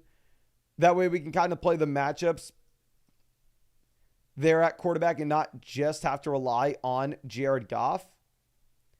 And then going over to tight ends, we can ask them for Kate Otten, so we have a little bit of, I mean, we are fine with it. Actually, we don't even have depth at tight end, yeah. I mean, ask them for someone like Kate Otten as well. That way we just have a little more security at the tight end position. There any other teams that potentially are looking to rebuild? Really, no. Those are the only 1-4 rosters. So a player that I think you could potentially look to move on from would be somebody like Trey Benson, where with Trey Benson, you have the long-term upside. The short-term production isn't necessarily there. With how many veteran assets that we have on our team, with us being 3-2, we definitely should skew towards trying to contend.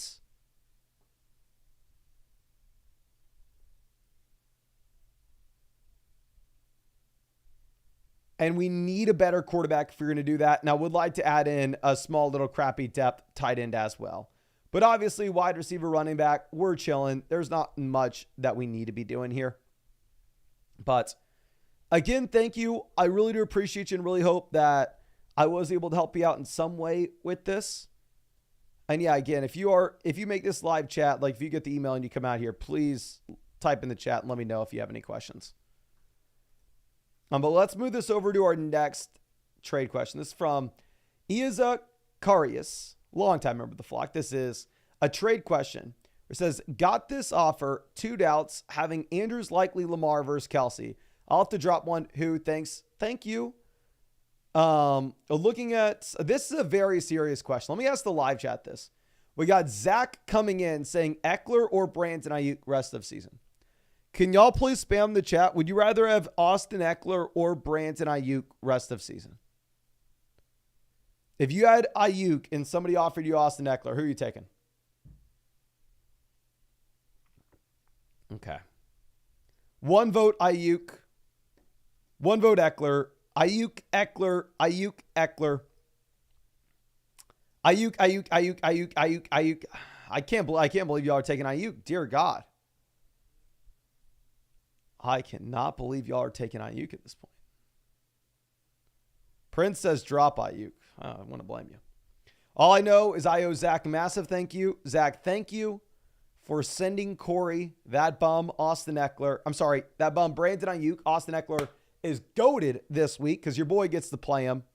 And yes, we got to go up against Brandon Ayuk, so we are looking pretty damn good in my matchup this week.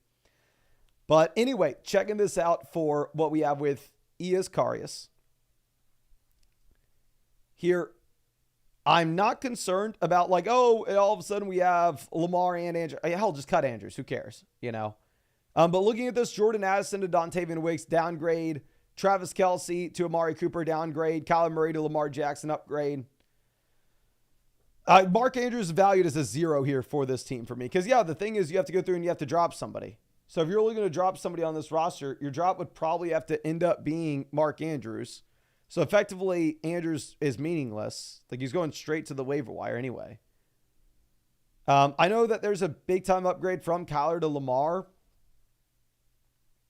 But if we trade away Kelce and all of a sudden we're having to start Isaiah Likely, like the way I make this deal is if you also have Jake Ferguson on your team. We're going, man, I have Jake Ferguson. Or man, I just picked up Tucker Kraft. Tucker Kraft looks great. I think now I can get rid of Travis Kelce and get the elite quarterback upgrade. Then sure, you do it. But here, under this context, no, I think you just want to go ahead. You want to take the Travis Kelce side. Now, Judson coming out with a start-sit question. Here, wide receiver, we have no Nico Collins. A.J. Brown must start name. Monroe St. Brown must start name. Just locked and loaded every week. We're going to go Tucker Kraft, obviously over the tight end not playing. We're going to go, I'm assuming we already played Kenneth Walker. We're going to go David Montgomery, no Rashad White, no Jonathan Brooks this week. And then we're going to go Jalen Hurts. I love how we already threw Bucky Irving down in the flex.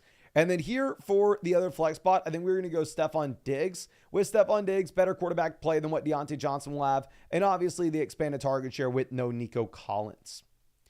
But let's move this over to what we have with the questions in the live chat. If you have any free questions and you want to drop them in the chat, please go ahead and do so. We'll try to get to as many as I possibly can. But let's move this over. And obviously the Austin Ekeler versus Brandon Ayuk question was a joke. If y'all didn't know. It was a joke. Black Omni says, I just traded Moss and Juju for Neighbors. What are your thoughts? I think your league mate is going to hate themselves 2 weeks from now when Malik Neighbors comes back in and is a top 5 to 10 wide receiver in fantasy.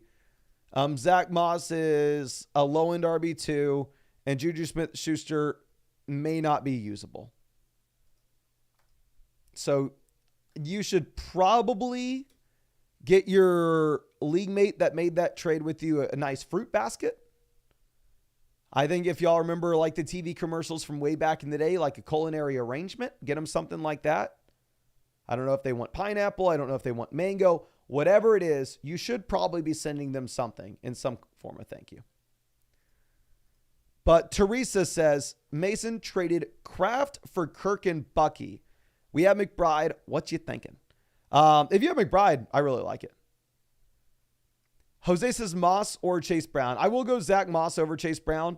If you look at the snaps between the two running backs before Zach Moss went down with an injury last week, Zach Moss did have 75% of the snaps, where Chase Brown only had 25%. Okay. Joker says, why is Montgomery more expensive than Jameer on DFS? Do they have it really wrong? To be completely honest with you, I don't play DFS.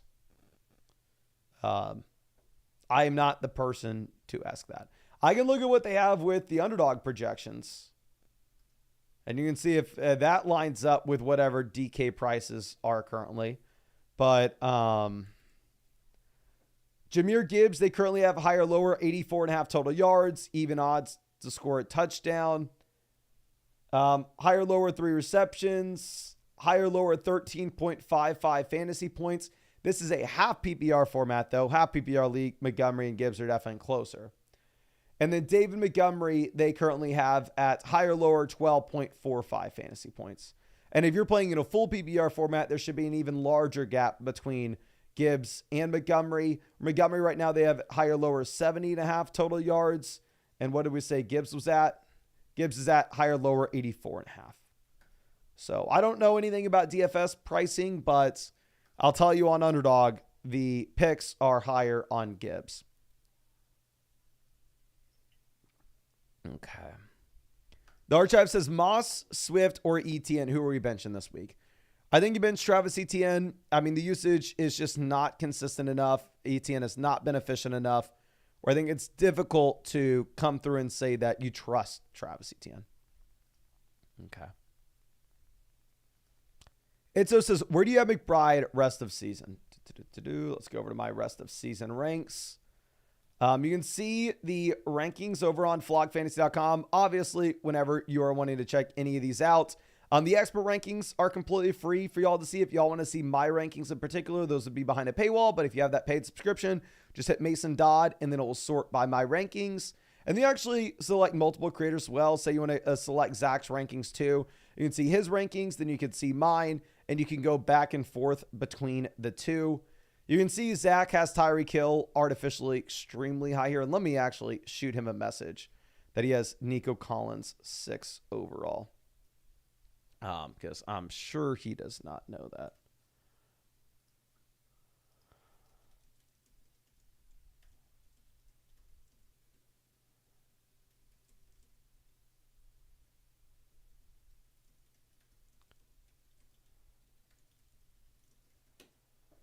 Let's move this back to. But yeah, anyway, going over to tight end.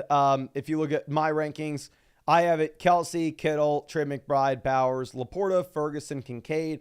And then we have Tucker Kraft right after. Obviously, one more strong performance from Tucker Kraft. Then at that point, I think we definitely have Tucker Kraft flipped ahead of Dalton Kincaid. Flipped, honestly, probably not ahead of Jake Ferguson. Ferguson just such a safe option with all the volume that you have in Dallas.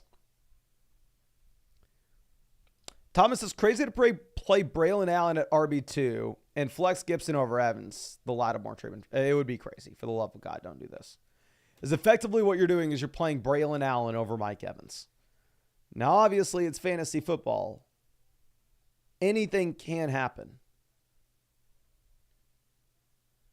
But with that being said, come on. Don't think about it this much. We're going to go ahead. We will play Mike Evans over Braylon Allen. Okay. Pancho says, do we start Amari or Tracy? I would prefer to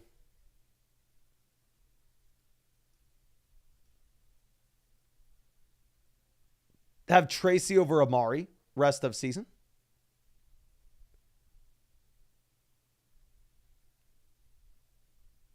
Okay. Diego says Evans or Wandale this week. This is a lot closer. Can y'all let me know in the live chat? Obviously, Wandale Robinson.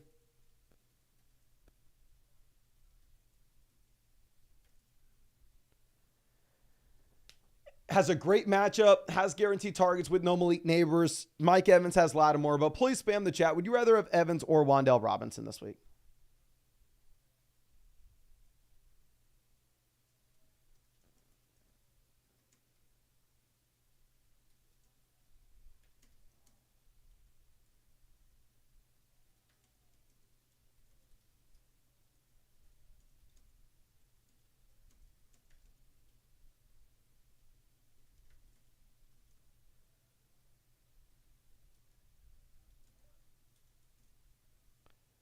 Okay, Zach says he actually would have Nico Collins there.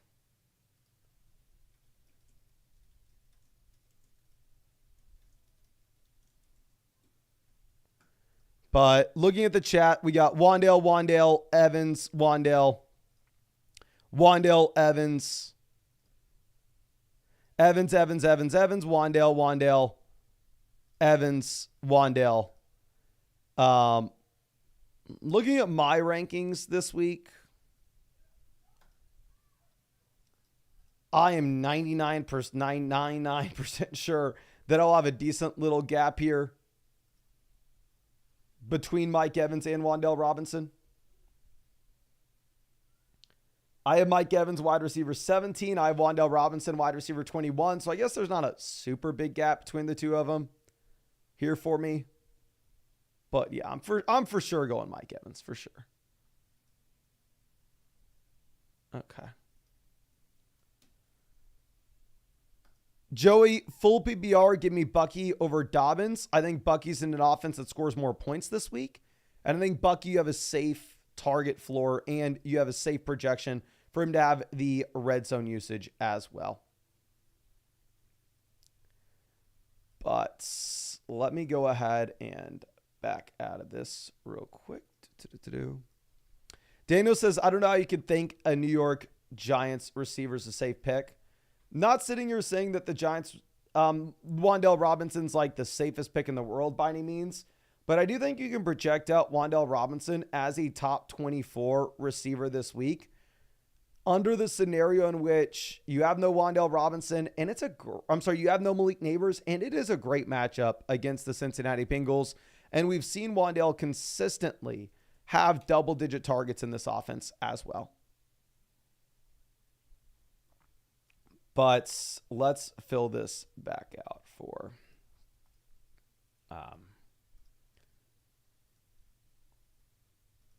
us his funniest title ever, Ekeler to the moon. Come on. Austin Eckler's up to RB22 in our rankings this week, something like that. If that's not Austin Ekeler going to the moon, I don't know what is. If that's not Ekeler going to the moon, I don't know what else you need from me. Okay. Let's go ahead and pull this back over. We're going to answer some more of the questions that we have over there on flockfantasy.com. Obviously, if you wanted to get in any of your questions, you can always go over to flockfantasy.com. You can hit the button in the top right corner that says expert advice. Here, you can get a team review, trade question, start sit question, or send a super message, whatever you are wanting to do. If you wanted that team review, I would definitely recommend taking advantage of the offer that we have with Underdog Fantasy, or if you go over to Underdog Fantasy and use promo code FLOCK, you will get a 50% deposit bonus up to $1,000. Plus, on top of that, you'll get a free Joe Burrow pick, more than less than half a total yard for the game tomorrow. And you'll get a free team review in the live stream that we are doing every single night, which you can find that link to Underdog Fantasy in the live chat as well as the description. And moving this over, this is one of those free Underdog team reviews from Kevin here. Says, Kamish's Dream Crushers. This is the number one team in this league. It is a 10-team, 2 wide receiver, 1 flex. I mean, we are the number one team in the league analyzer. Somehow we are 1-4. And I think we see why. This is not a solid roster construction. We have some massive changes to be making. One, we have Jaden Daniels. When you have Jaden Daniels, there is no reason in my mind in which we should be going through and rostering 3 quarterbacks. For the love of God here, we trade one of these other guys. Now, I understand I'm not unrealistic. I know that nobody in your league's going to go out there. Nobody in your league's going to trade for Anthony Richardson right now. So what you're going to need to do is you're going to need to trade away Kyler Murray. I think the clear trade that we are looking to make is a 2-for-1 deal where you could potentially send, say, Kyler Murray and Nick Chubb and go get an RB upgrade. Or Kyler Murray and Bucky Irving to go get a running back upgrade. It really doesn't matter what pairing, but just opening up a roster spot and trying to get some of this, bench value that we have over into the starting lineup. Like, we can go through and we can find a team in your league that I'm pretty sure is desperate for a quarterback. This team here is Derek Carr and Deshaun Watson as their QBs. Can we not send them Kyler and Bucky or Kyler and Chubb to go get Devon Achane? I think that would be an absolute no-brainer for us to make that 2-for-1 deal. Then at that point, if you wanted to hold on to Anthony Richardson, if you believe that there is long-term upside with a Rich, then sure, hold on to him. And if you get a big spike, then at that point, you could potentially look to go through and package together Anthony Richardson with another option on this team and get an upgrade at that point. Now, going over to what we have at running back, You're currently sitting with Jahmyr Gibbs, Kenneth Walker, so plenty of running back production up the top. We have Chubb, Bucky Irving. So, I mean, it's a great running back room overall. Going over to wide receiver, we have Tyreek, Harrison, Collins. So this is the issue, right? We have a lot of this long-term value that's not giving us short-term production. Zay Flowers, Jalen Tolbert at the bottom ends. Going over to tight ends, when we have McBride, you don't need another backup tight end here. I know it's crazy to say this right after Isaiah Likely scores multiple touchdowns, but this is a three-man tight end by committee in Baltimore in an offense that doesn't really want to throw the ball. They are just running it over and over and over again. So what I probably look to do in that instance is I probably just look to cut Isaiah Likely because you have some phenomenal options down there on the waiver wire. I would cut Likely and pick up Jalen Waddle, a player that I think could be significantly more valuable long-term. I'd probably consider cutting Jalen Tolbert and picking up a player like Rome Odunze that we think could gain in value as the season goes on as well. Obviously, Tolbert looked very good this past week. Tolbert has been very impressive in general. Okay. So looking at what we could possibly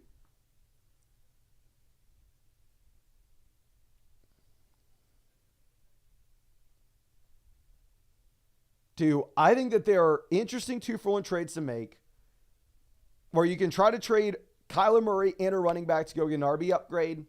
I think trading like maybe Kyler Murray and Nico Collins to go get a stud wide receiver to help us right now on a team that's 1-4. I don't know if you can afford the long-term upside of Nico Collins, but regardless, that 2-for-1 deal to open up a roster spot, cutting Isaiah Likely to open up a roster spot, picking up Jalen Waddle, Rome Odunze for free, potentially cutting Jalen Tolbert, picking up Jordan Addison for free. Those players that we think could spike in value in the future. I think that would be very interesting. But I really do appreciate you and really hope I was able to help you out in some way with this. And of course, if there is anything else I can do for you, don't hesitate to reach out to me and let me know.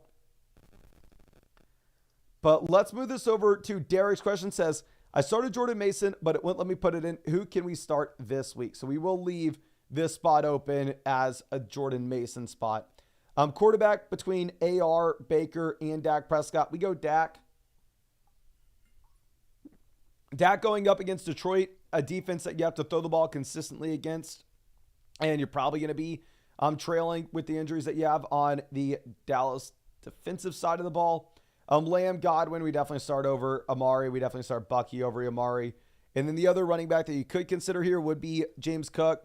If you get confirmation tomorrow that James Cook is 100% healthy and he is good to go, I think you could consider Cook over Bucky. But if you wanted to keep Bucky in here, I think it'd be fine. But main thing is we go Dak at quarterback.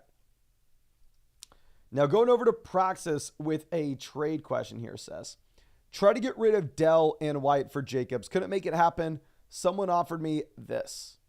So Neighbors to Bijan downgrade, Chase Brown to Deontay Johnson upgrade.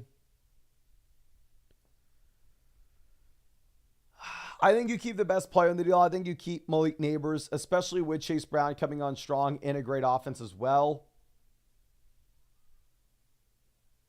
Like Neighbors is a top 3 wide receiver currently in points per game. And I think even if you expect this offense to maybe decline a bit going into the future, Neighbors still looks like he is a borderline top 5 wide receiver rest of season. Let's go with it. Now, Trent says, if you missed the live stream, will the team review still be sent to you? Yeah, so you can ask a question on flockfantasy.com literally at any time. And you don't even have to go to the live stream because as soon as we answer this question for Praxis, he's going to get a message through flockfantasy.com. He's going to get an email sent to him as well saying like, hey, your trade question was answered. And he's going to get a custom link where he clicks that link, takes him to YouTube, and it shows him the exact time that I answered his question. It goes right to that time I answered his question. So yeah, you can ask a question over on flockfantasy.com. With that button in the top right corner that says expert advice, literally at any time. I would love if you came out to the live stream and hung out with me, of course. But even if you don't have time to go to the live stream, it's no issue. You can still get your answer sent to you immediately. And that's the same thing with any of these, not just team reviews, but same thing with trade questions, starts a question, and super messages. Now move this over to Derek's trade question. 2 and 3, full BBR, Jordan Mason with Godwin. Didn't let me put it in. Love the grind. Best fantasy videos. Much love. 2 and 3, we definitely need to be thinking about the short term, not so much the long term. I would still prefer Jordan Mason over J.K. Dobbins. I would still prefer Devon Achane over Chris Godwin. Honestly, with the Gus Edwards news, I think we go with Achane and Dobbins over Godwin and Jordan Mason, especially as Jordan Mason is banged up here a bit. But it's close. It's very, very close, especially on a 2 and 3 team. But anyway, CDTD coming out. Flex, we have no Brian Robinson. Ladd McConkey, tough matchup. No Rashee Rice. Najee Harris has Jalen Warren. So honestly, this is super easy for us. We're going to go ahead. We're going to play Deontay Johnson and Brian Thomas. I know that Tracy is good to go with Devin Singletary being out in New York. But honestly, I'm a little bit concerned that in a game that they may trail, we see a little less Tracy and we see a little bit more Eric Gray. Tracy would still be the guy, but I'm just talking about percentage of the backfield. Okay, Jeep Guy coming out with a team review. Much love. Excited to check this out. This is a Flock League team review. We actually get to see every team in. You can see Jeep Guy's the one who submitted it because I guess Jeep Guy is crushing in the Flock Mod League. I guess he wanted to show everybody that he is 4-1. Well, I'm excited to see it. And if you don't have Malik Neighbors here, I'm going to be upset. I'm going to be upset, my guy. But we got Teresa in this league as well. Teresa, second most value according to the league analyzer. And yeah, y'all are just on the freaking ball. You look at the waiver wire and there's just nothing out there. Maybe Ray Davis was interesting, but now, see you in there, Teresa. Now, yeah, honestly, waiver wire's just bone dry. Here at quarterback, we have Allen and Fields. Obviously, Josh Allen has been very disappointing, so I don't mind us rostering 2 quarterbacks, especially when Justin Fields does have upside. Not only does he have upside, but at the same time, the options on the waiver wire are pretty damn bad here in this league. Going over to running back, we have 2 RB1s here in the long term with Gibbs, Achane. Having Achane on the 4-1 team is a little bit of a cheat code in that the team's already strong enough to be 4-1, and Achane's going to get better as the year goes on.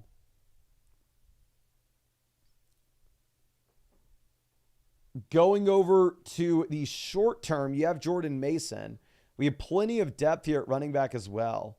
Wide receiver, we do have Malik Neighbors. You love to see it, so getting Neighbors back next week will be massive. We have Godwin, Deontay. We picked up Juju. Please tell me we're not starting. I guess it's a double flex league. Maybe you have to start Darius Slayton this week. This week we're starting Gibbs, Jordan Mason, Trey Sermon, then Godwin, Deontay. Maybe if I probably, let me think about this. Gibbs, Mason at running back, Godwin, Deontay receiver, Sermon and Tracy both in the flex spots. Yeah, do not play Darius Slayton. I would cut Darius Slayton, honestly. I think maybe Joshua Palmer would be more interesting in the long term. Ray Davis would be more interesting in the long term. Kamani Vidal would be more interesting in the long term. But yeah, I think we would cut Slayton here if we're not going to start him. And then tight end, we have the elite tight end with Bowers. It's a great team. It's a league where the depth matters as well. It's a team that, we are going to get better as the year goes on.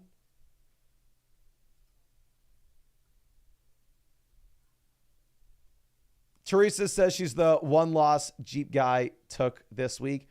Teresa, you maybe got lucky getting to play Jeep Guy this week. If Jeep Guy had Achane get injured, had no Neighbors as well, perfect time to play him. But even beyond that, looking at Teresa's squad, what are we doing here, Teresa? We can't be rostering this many tight ends. You got to move on from Otten. I guess we got to play Gate Otten this week. Cut Taysom Hill. What are we doing? Cut Taysom. I know the waiver wire options are garbage in this league, but still. And then, yeah, let's just go through and let's see who's doing what. We haven't seen April out in the live stream in a while. There's no way that JN is 4-1 in here. Y'all let JN be 4-1. Obviously, if JN sees this, you know it's all love. You know it's all love. And Zachary Link making the draft guide for us. Dead last in the league analyzer. Goes to show how much the draft guide was to help. Interesting to see this. Thank you for sending this my way, Jeep Guy. But y'all can't let JN be 4-1. So what are we doing? BP says, I sent a start sit question, but it's pending. Can you help me out? Yeah, it's pending because I haven't done it yet. Once I do it, then it goes to completed, and then you'll get the answer of me getting to it. So yeah, we're going through and we're answering them just all in order. So just be a little bit patient. Okay. But anyway, let's move this over to a team review from Schliss Chris, something like that. I don't know. This is a free Underdog team review. Going to be excited to check out the squad. It is a league where we have 2 wide receivers and 1 flex spot with the starting lineup requirements. Currently at quarterback, we are rolling with Kyler.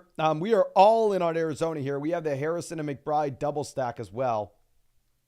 Going down to the bench, definitely don't need to have a backup quarterback if we have Kyler. And yeah, we don't have a backup QB, so love to see it. We are currently 3-2, but I guess they're only 4 teams that make the playoffs here as well. So the regular season matters a ton in this league. Can y'all please let me know in the live chat, is that a standard setting for NFL fantasy leagues? On NFL fantasy, is it default set to only 4 teams make the playoffs? Because that would be very interesting to know. Because for me, every league that I play in is pretty much 6 teams make the playoffs.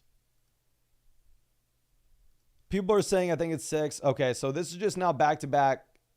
Dylan says for ESPN it's 4 teams. Okay, let's just all be on the same page here. The best playoff setup by far is, and I'm confident with this. I think a lot of fantasy football things is just whatever you prefer. But in my mind, the best playoff setup by far, not too close, is 6 teams make it. Top 2 teams get a bye, and then you run it out from there. But anyway, looking at running back, we have James Conner, Breece Hall. So, I mean, reasonably, we have 2 low-end RB1s, 2 high-end RB2s here rest of season. Going down to what we have with the bench, we have Braylon Allen, Chase Brown, Rico Dowdle, Antonio Gibson. So a ton of running backs with a lot of upside down here of where if their situation were to change, they could just look like dramatically better options. So absolutely love what we have here at running back. Wide receiver, we have London Harrison, who look like 2 long-term wide receiver ones as well. Going beyond this, we have Garrett Wilson, another wide receiver. This is a nutso team. This is a 10-team league, but still. This is a phenomenal squad where we even have the elite tight end in Trey McBride. The only thing I would say is, I mean, if you can afford it, if you could take like Tucker Kraft and package together Tucker Kraft and Rico Dowdle and go get a better running back or go get a stud receiver for the flex, it's definitely something that you can look to do just because your team is so strong. But I mean, this is a phenomenal team, significantly better team than what I have, well-balanced, winning record. And I think with some of the youth that we have on, it's going to get better as the year goes on. So honestly, just kind of leaving this as is. I think you're in a great spot, to be honest. But let's move this over to our next team. Massive dono coming out from Seth says, hey Mason, I've been a follower for 2 years and I wanted to say thank you. What do you think about the team? I'm 1-4 and I'm looking to turn it around. Low expectations to win the championship, but we still have my sights set on a playoff spot. My main thoughts are that I'm struggling at running back. Are we going to sell Puka? Okay, so let's go through and let's check this out. This is Revenge of the Faith. This is the 7th team with the league analyzer here. So we are 1-4. With us being 1-4, honestly, it absolutely sucks. You will for sure, if you were selling Puka Nacua right now, be selling for pennies on the dollar, but it doesn't matter. Like you said, our eyes are no longer how are we winning the championship? How are we optimizing for the highest ceiling in the fantasy football playoffs? Because if we cannot get to the fantasy football playoffs, none of that matters. The only thing that matters here is how can we go through and how can we get this team to the dance? So I think I agree with you. Yes, this is a team in which you need to sell Puka Nacua. You need to see if we can package Puka Nacua with another long-term upside piece that will be better in the long term, and we may be selling him at a discount right now. But go through and sell Puka Nacua and say Keon Coleman and get the best short-term wide receiver that you possibly can here. Going over to what we have at quarterback, we are currently sitting with Anthony Richardson and Justin Fields. Having Gay Rich and Fields, we can definitely play the matchups between these two guys weekly. Doesn't appear that there are too many exciting quarterbacks down there on the waiver wire for us. So, yeah, probably just leaving this team as is when it comes to QBs. Going over to running back, we have the JT injury, but with the JT injury, it's not like we're expecting him to be missing as much time potentially as what you have with Puka Nacua. So I don't think you need to sell JT. I think Jonathan Brooks maybe is somebody you look to sell as well. Maybe you go Jonathan Brooks and Puka Nacua and look to pivot there to potentially go ahead and get a wide receiver or get a running back that we can really be excited about in the short term. Because, I mean, right now we're having to start Travis Etienne and Tyrone Tracy this week. Probably not a situation in which we're super excited. It's a 2 wide receiver, 1 flex league, so the wide receiver depth doesn't matter a ton. So honestly, if all else is equal, I probably would prefer to do the Puka Jonathan Brooks deal for a better running back. And then going over to what we have at receiver, you're sitting with Chase, Puka, Deontay, Ayuk, Keon Coleman, Jalen Tolbert, Juju Smith-Schuster. So plenty of wide receiver depth. With this being a 2 wide receiver, 1 flex league, I think I possibly would prefer myself to have Braylon Allen instead of Juju Smith-Schuster. But I wouldn't fault you at all if you wanted to hold on to Juju here. I think it is kind of a personal preference on your part. We have the elite tight end with George Kittle, but by far and away, the main thing that this team needs to do is we need to go approach some of those teams that are 4-1, find a team that's 5-0, send them Puka Nacua and Jonathan Brooks, send them the long-term upside, and just be very clear with them. Send them a message, hype them up. Say, hey, I need points right now. Clearly, you're looking for the championship. Here's the long-term upside. I just need points right this second. Like, just be very honest with them, and they'll maybe see how it can be a win-win trade. Looking at this squad here, I mean, going through and selling, say, Jonathan Brooks. I don't know, Jonathan Brooks and Puka to get Jordan Mason would make sense. But if you could sell like Jonathan Brooks and Jalen Tolbert, Keon Coleman to go get Jordan Mason from the 4-1 team, I think that would make a lot of sense. Looking at this team that's 4-1, seeing if we can send Puka Nacua and Jonathan Brooks to get Breece Hall would be an absolute no-brainer. Looking at this team that's 4-1, seeing if we can send Puka Nacua, Jonathan Brooks to get to James Cook would probably be a no-brainer as well. But yeah, I think those are the main moves that we are looking to make. And obviously our trade partner would preferably be one of those teams that are sitting at 4-1, 3-2, that can look a little more long-term and give us some of the short-term production on a 1-4 team. But let's move this over to 44 MSU, always out here. Says lots of options this week. Wandale could be a big target hog. Said Bigsby Evans for Browns Diggs. Sold Bigsby Evans for Browns. I love that move. Easily went the Diggs side. Looking at wide receiver, I know Wandale could be a target hog, but Diggs has no Nico, right? And I would much prefer the wide receiver playing with CJ Stroud than I would the one with Daniel Jones. Going over to the flex, we're going to take the 3-down running back in the great offense. So I know Wandale Robinson's very exciting. Harrison's very exciting. It's just a phenomenal team, right? Like, I think there's a good shot you could sell Wandale Robinson and a 2-for-1 deal to get an upgrade elsewhere to a team that maybe needs some wide receiver depth where we just personally don't. Now, Starvin Marvin coming out. This is J.K. Dobbins versus Jaden Reed. I'd rather have Jaden Reed. Obviously, we should probably move Dobbins up a little bit more in our rest of season rankings. Feels like RB24 is pretty low when we liked him coming out of the bye week anyway with this Chargers offense getting a little healthier. And now at the same time, I mean, while the Chargers offensive line quarterback a little bit healthier, you have no Gus Edwards. So that obviously is a benefit for Dobbins himself.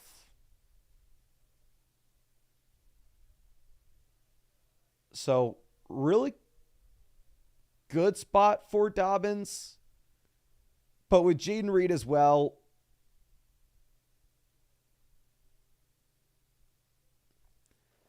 I mean, Jaden Reed currently looks like he should be a low in wide receiver 1, high in wide receiver 2 rest of season. Now, Noah is coming out with a start-sit question. Here at wide receiver, no Cup this week. We probably go ahead and play Terry McLaurin over Flowers Tolbert. I'm a little bit worried with Flowers that the Ravens are going to be able to run the ball consistently. Going over to the flex here, Dave Montgomery, you just have to play. I mean, Montgomery obviously must start back every single week. Plus, good matchup going up against a banged-up Dallas Cowboys defense as well. So I think you need to go ahead. You need to flex Montgomery if you have him. Now, going over to Slick with it. Says, who's the start for running back 2 in a flex in a full PPR format? We're excited to check this out. And real quick, what is Sleeper promoting here? Kicking with the Travis Hunter to play wide receiver and cornerback in the NFL.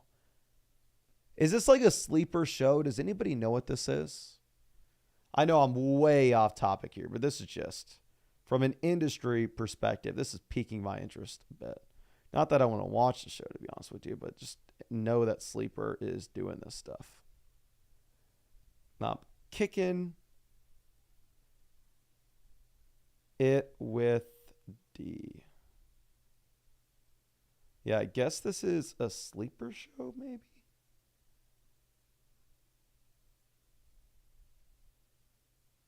I guess they just launched this thing. I don't even know who that guy is.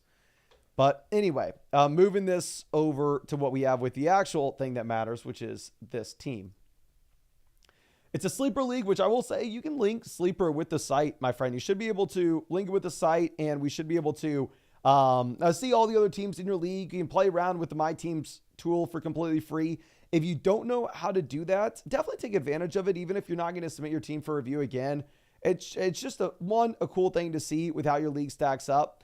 And 2, at the same time, you actually get some pretty good information regarding your waiver wire options here. So I go over to the My Teams page, hit add new. You play on Sleeper, so you can just go ahead and copy and paste your Sleeper ID. Obviously, we link with ESPN and Yahoo as well. But then at that point, I mean, you can go through and you can actually look at the best available waiver wire options for you as well. Where you can see all that here on the right side. But anyway, let's get to the team. It's a sleeper league where you start 2 wide receivers, 1 flex. So definitely the wide receiver depth's not going to be the super high priority. I would like to have an elite quarterback and an elite tight end if we can get one. We have Dak Prescott at quarterback, which with the Dallas Cowboys defensive injuries here, based off how they have to skew a little bit more pass happy, I think that Dak Prescott is better in fantasy than we were giving him credit for a couple weeks ago. And then looking at what we have down there in the bench at quarterback, we don't have another quarterback rostered. You don't need another one, right? I mean, if you really weren't in love with Dak and all of a sudden we wanted to pivot, then at that point we could go to the waiver wire. It wouldn't be the end of the world. Now looking at running back, right now we have Jordan Mason, Chase Brown, which is fine to get by with in the short term with no McCaffrey. Obviously, if it was a situation where we did not have McCaffrey on this team, and then McCaffrey were to come back, then you'd be screwed at running back. But the lucky thing for us, or the unlucky thing for us, depending on how you look at it, is going over to what we have on the IR. We have McCaffrey in the long term. We have Pacheco possibly in the long term as well. So we have Aaron Jones here coming back after this week. So honestly, phenomenal running back room. Going over to wide receiver, am I excited going Devo, JSN, wide receiver 1, wide receiver 2? Probably not. We have Wan'Dale Robinson in here in the flex. Looking at the other potential flex options you have Ladd this week. You have Tank Dell this week. I would go Dell over Wan'Dale. I think they both see a considerable amount of work. I just think that Tank Dell is in a better offense, to be honest. But honestly, with wide receiver, like we have a bunch of names here. We just don't particularly have that top end option. So what I think you could do if you were interested is if you wanted to tier up and trade, say, Jackson Smith and Jigba with another option in this offense, where if you can go like JSN and Tank Bigsby and go get an upgrade there at wide receiver, I think that would be very appealing, especially if you think that there's a shot that you end up getting back in somebody like Christian McCaffrey or somebody like Isaiah Pacheco. Because obviously in that instance, if one of those players were to come back in, then we are going to go have to drop one of these options, which I guess maybe the Chargers defense is going to be an easy drop once we get the Vikings defense back from the bye. But overall, I think it's a strong team. I just think that getting a wide receiver upgrade where you possibly can would be something that's really interesting, specifically for a roster where we have the depth built out at running back as well as the top end production built out at running back. But here it's a league in which wide receiver depth doesn't matter a ton based off our league formats. But the issue is not the wide receiver depth. It's the lack of top end production at receiver, which I think 2-for-1 deals here could be very advantageous. And it could make our roster a little bit more flexible with the waiver wire options as well. But I really do appreciate you and really hope that I was able to help you out in some way with this. And of course, thank you for everything, my friend. And just definitely link your team with this site. That way you can take advantage of all like the free tools. And if you were to submit it again, then I can see a little more information about the team. Now, Mark is coming out with a start sit question. Here, this is Reed T. Higgins at wide receiver. We have tight end Dalton Kincaid, running back Bijan. We're considering Chase Brown, James Cook, and Tyrone Tracy here at RB, especially when you have the backup option in Ray Davis, just in case James Cook doesn't play. I think based off what we have heard here out of Buffalo, it's a safe enough projection with Cook that I will go with them. I'm going to take Zach Moss over Tyrone Tracy down there in the flex as well. Now that you get confirmation that Zach Moss will be good to go, I mean, hell, at the end of the day, it's a very good offense. Zach Moss has only had one bad week all season. You have the usage as a receiver. You have touchdown upside as well. I think you can just go ahead. I think you just play Moss. Okay. Now, let's move this over to our next question. This one's coming out from Nader Nostrum, something along those lines. It says, what's the best lineup for this week? So here, let's look at the options that we have for the flex. Gibson, Dell, Mooney, Tolbert, Tyrone Tracy. I think it really becomes down to Gibson and Tank Dell for us. With Gibson, obviously, looks like he's going to see every touch in this backfield. And at the same time, you have the usage as a receiver. Tank Dell should be in a better offense, though, with more touchdown upside. Can we look at the underdog pick'ems that you have for these guys? Tank Dell, you're currently sitting higher, lower, 59.5 total yards, 1.3x scored touchdown. Gibson, you're higher, lower, 70.5 total yards, about same exact odds, scored touchdown as well. I think you probably just go with the 3-down running back where you can take him. I'm more confident about the Gibson receiving usage than I am with Tyrone Tracy as well, so I probably do go Gibson. Gibson's probably a high floor option. Obviously, the issue is just kind of the ceiling based off this Pats offense. Now, Sean coming out with the super chat says, start to full PPR, Najee, Tolbert, Ekeler, or do we pick up McNichols? No, we play Austin Ekeler with no Brian Robinson. And then between Tolbert and Najee, if Jalen Warren's good to go, we go Jalen Tolbert. If Jalen Warren does not play, and then in that case, we will go ahead and we'll take Najee Harris. Now, moving over to our next question. This is coming out from Erie BK. Says, biggest question is Tracy over Dobbins since Singletary's out. And do I package Dobbins and a receiver for a running back? Okay.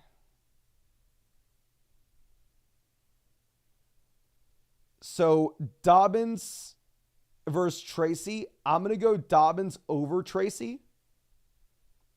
Obviously, both players going through and expanding roles, looking like exciting options. The issue that you potentially have is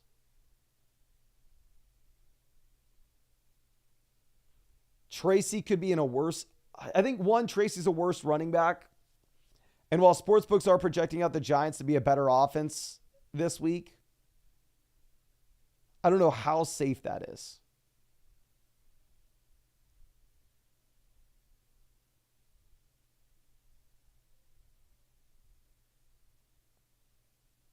So I think I go Dobbins, but it's not the easiest thing to do.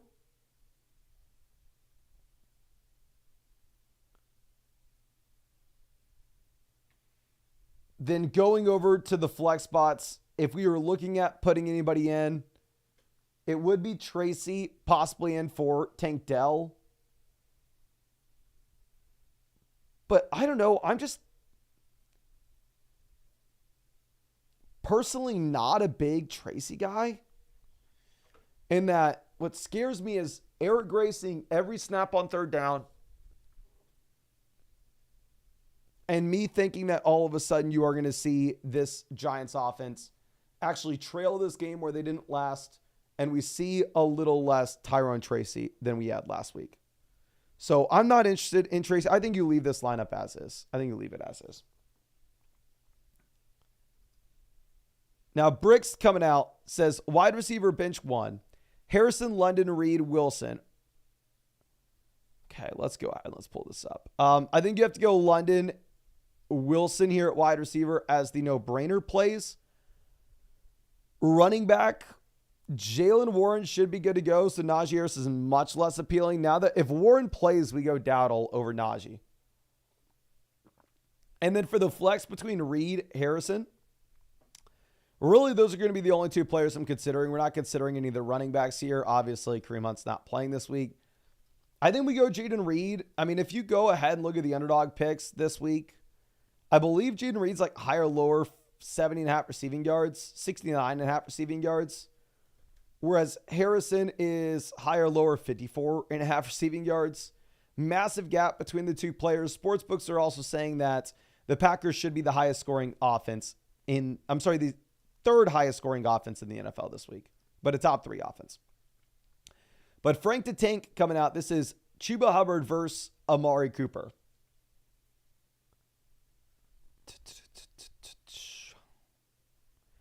I think it's going to be very dependent on your team. If this is a league in which it's not linked, so I can't tell for sure.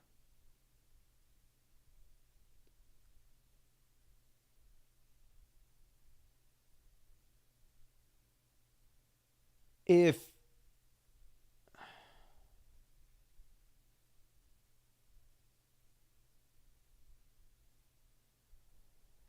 you're playing in a 2 wide receiver, 1 flex, 10-team league, just give me Chuba Hubbard. Amari Cooper's not going to make a real difference there.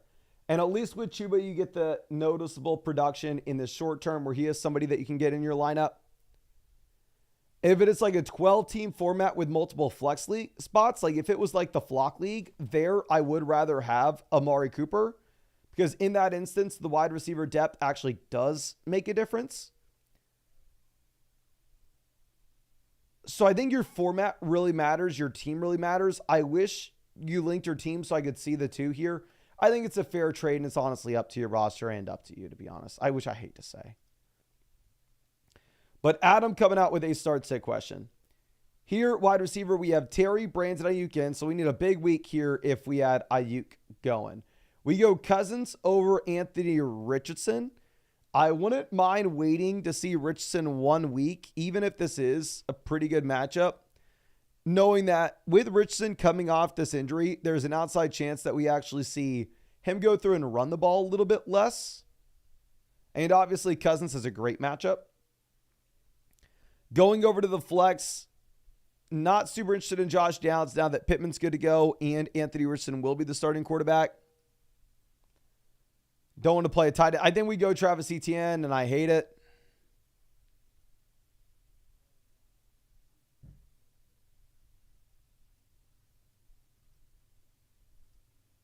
I mean, if you are looking at ETN, he did at least have everything as a receiver last week. Everything as a receiver. Teresa says LSU wins in overtime. I was just trying to get the game on a second monitor without messing up the stream, and I wasn't able to do it. I was trying to watch overtime, but I sadly couldn't. But congrats, LSU. Congrats. Gucci Birkenstocks coming out. Dowdle, Etienne, Chase at the flex. Dowdle, Etienne, Chase. I'm assuming Chase Brown. I read this as Jamar Chase, going like, what the hell are we talking about? I would probably prefer Rico Dowdle. Wandale Brian Thomas Jr. at wide receiver. I'm going to be going with Brian Thomas Jr. over Wandale. And then, yeah, obviously, once we get Neighbors, Kyron, Nico Collins back in. I mean, we're probably not looking at any of those names. Now, Green Goblin's coming out with a start sit. Says, start sit flex spot.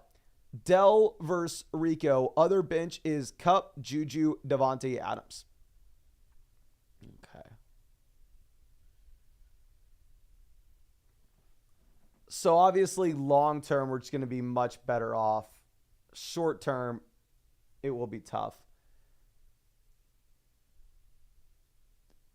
Full PPR format, I probably do prefer Tank Dell over Rico Dowdle.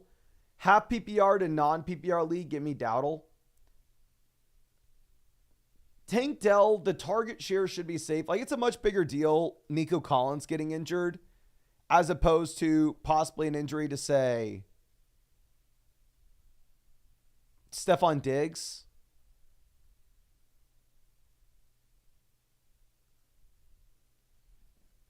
I think Dell is a viable play this week. If it was a better matchup where we thought it had a chance to turn into a shootout, I'd be a lot more confident in saying it.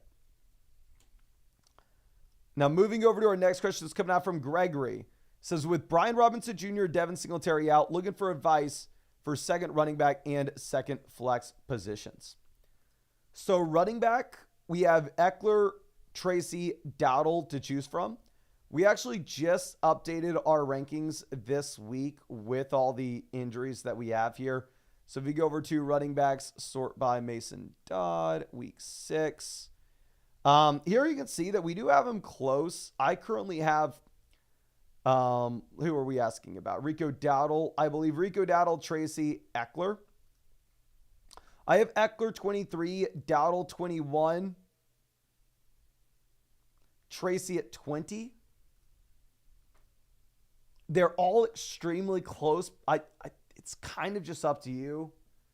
And then going down to the flex spot, I think you are just going to have to go ahead. You're going to have to take Terry McLaurin and hope that this turns into a game where Jaden Daniels has to drop back 45 times, which looks like it may be the case if you're sitting with no Brian Robinson and obviously just the worst matchup you could possibly ask for against the Baltimore Ravens in terms of if you're trying to win the game.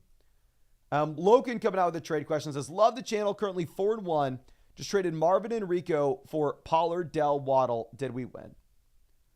Okay, Marvin to Waddle, downgrade. Rico to Pollard. I think you lost. I think you gave up the best player. I think I'd prefer Marvin Harrison. I mean, Pollard looks like he's a definite upgrade over Tony Pollard. Over Rico Dowdle.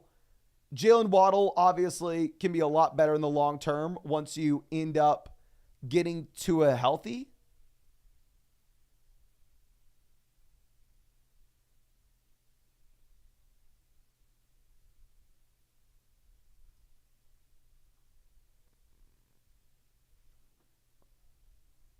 There's just no way to get away from Harrison, who I think Harrison's probably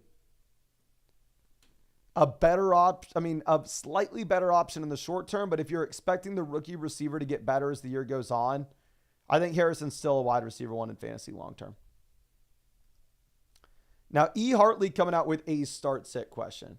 Says, thanks for all the advice, my guy. What are we doing with Cook in the flex spot this week? Okay.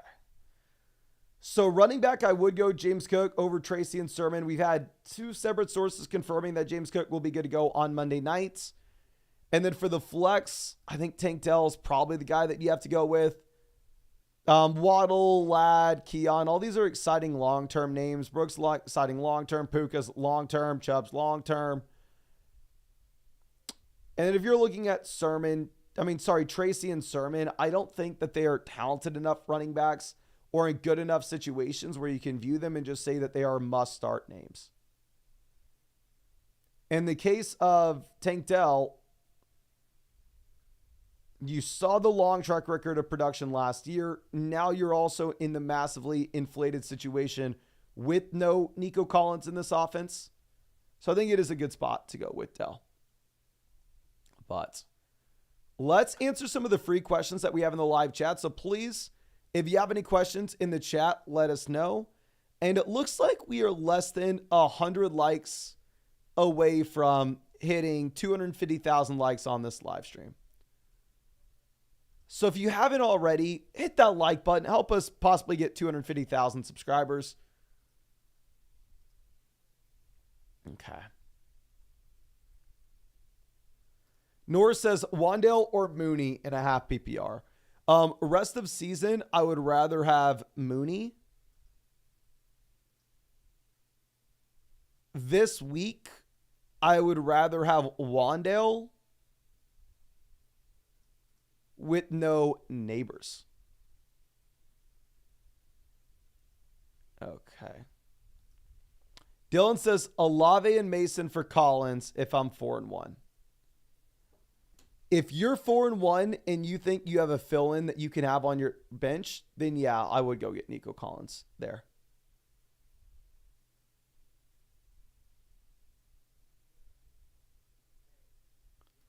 John says, who all here joined Puppies, Mastiffs, or Best Ball Mania? That would be good to know. Obviously, everybody here, y'all know we look at Underdog often. We look at the Underdog picks during the season. During the offseason, I am freaking obsessed with Underdog drafts.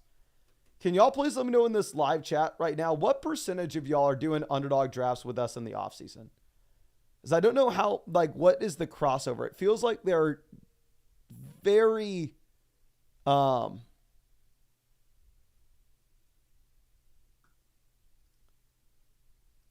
very different audiences between the people doing the drafts with us in the offseason versus hanging out with us during the year. John says, where are my leagues in Underdog? Go to Live Drafts NFL. Elias in some Underdog drafts. Reed out in some Underdog drafts. Y'all know I'm freaking obsessed with them. Charles says, is Richardson 100% starting this week? All reports are saying that he is.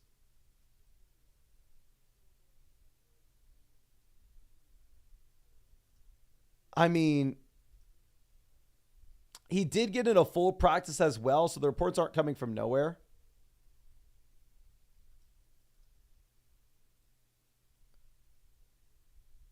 It's Glazer says, is it a good trade to send James Conner, Puka Nacua, and Xavier Worthy for Cup and Taylor in a full PPR format? So Puka to Cup, massive upgrade. Conner to Taylor, upgrade. We pay Worthy to get it done. It's a phenomenal trade. 100% you want to make that move. 100%. Okay.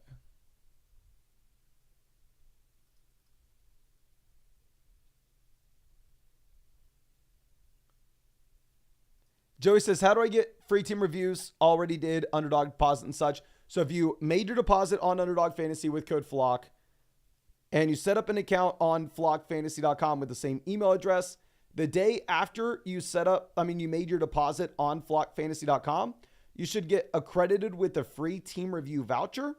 That'll be through us on our end. And all you have to do is go to expert advice. Then there, go through the team review process where you go ahead and say I want a team review. For me, I play in the Flock League. I already have my team linked, right? You can link your team from here if you haven't already. Then you hit continue. You say, okay, where is my team? My team is Sorry Corey. Is what I put my team name this week. I'm playing Corey. That's my team. I hit continue. And then if you have that free team review voucher because you use promo code FLOCK on Underdog, you should be able to go through and you should be able to select me and send it. Obviously, if you don't have that free team review voucher, it won't say free. And if you believe that you should and you deposited on Underdog over 24 hours before, then you can email me, mason.at-flockfantasy.com. Okay.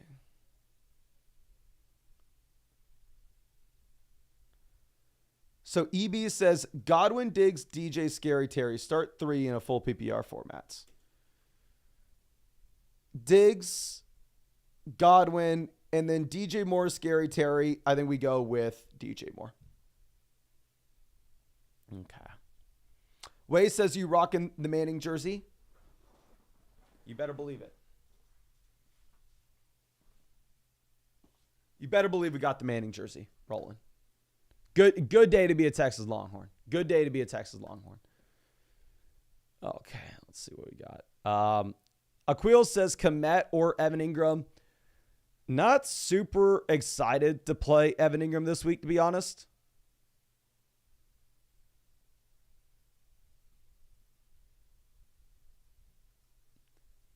But if you're looking at Cole Komet, you're like the third option in a low volume passing attack.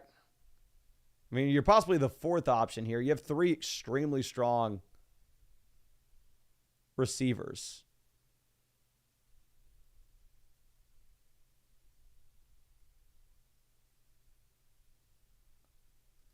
So yeah, I think we go with Evan Ingram. I don't love it. And yes, obviously, this Underdog promo for the free team review through flockfantasy.com started on September 5th. Like, if you use promo code FLOCK on Underdog Fantasy like back in June, then instead of the free team review, you should have gotten the free team draft guide. Joe says, can we start Ekeler? I'm starting Ekeler in my league. My league's a 12-team double flex format, so obviously it depends what your other options are. If you're playing in an 8-team league, then I'd say hell no. In an 8-team format, you're not starting him.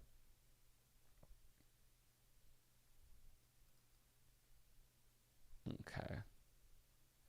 Sahil, I have no idea, my guy. You're going to have to reach out to Underdog support. Way says, Ewers looking good. He is for sure. Joseph says, should we drop Chase Brown for Austin Ekeler? No, I think Chase Brown is a way higher ceiling rest of season than Austin Ekeler. I mean, if you were, I would start Ekeler over Chase Brown this week. But in terms of who I want on my roster, like, I think Danny has Chase Brown in the Flock League. If I could go through and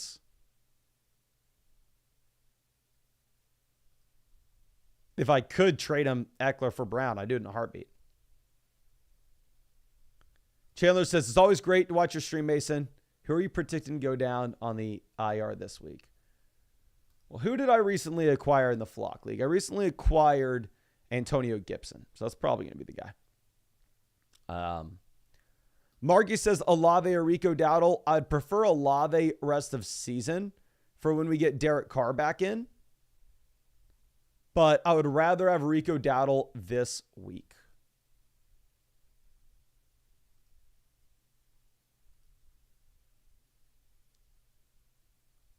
Not moving this over. Justin says Caleb or Goff tomorrow. I'm going to go Goff. Should be a really high-scoring game, especially as we have the injuries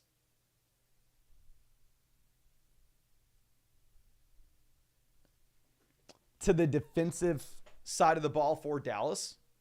So I think Goff is the safe option. Obviously, Caleb looked great last week, but it is a much smaller sample size that you're operating with Caleb than you are with Jared Goff. But let me go ahead and let me pivot back over to the questions that we have on the site. Obviously, we want to get through all the questions on the site tonight. And of course, if you ever wanted to ask any questions, you can always hit that link in the live chat that says ask a question here. Get a guaranteed answer through flockfantasy.com, or just go over to flockfantasy.com. Hit the button in the top right corner that says expert advice. There you can ask a team review, trade question, start sit, or send a super message, whatever you are wanting. If you wanted a full-blown team review, I would definitely recommend taking advantage of the offer that we have with Underdog Fantasy, where if you go over to Underdog Fantasy and use promo code FLOCK, you will get a 50% deposit bonus up to $1,000. Plus, at the same time, you are going to be getting a free Joe Burrow pick, more than less than half a total yard. And you'll get a free team review on flockfantasy.com in the live streams that we are doing every single night. You just need to make sure that you set up an account on flockfantasy.com with the same email address you your account on Underdog Fantasy with. That way I know who to credit with that free team review voucher. But let's go ahead and let's move back over to what we have with the live stream questions. And we probably need to back out here or just refresh the page so we can get some more questions in.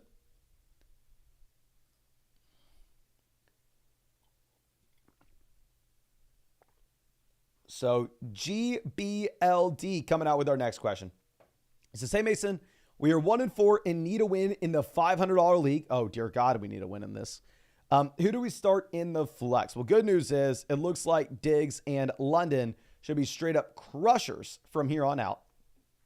That's good news with the team. Going down to and Jaden Reed as well. So this is definitely going to be a better team than what it has been.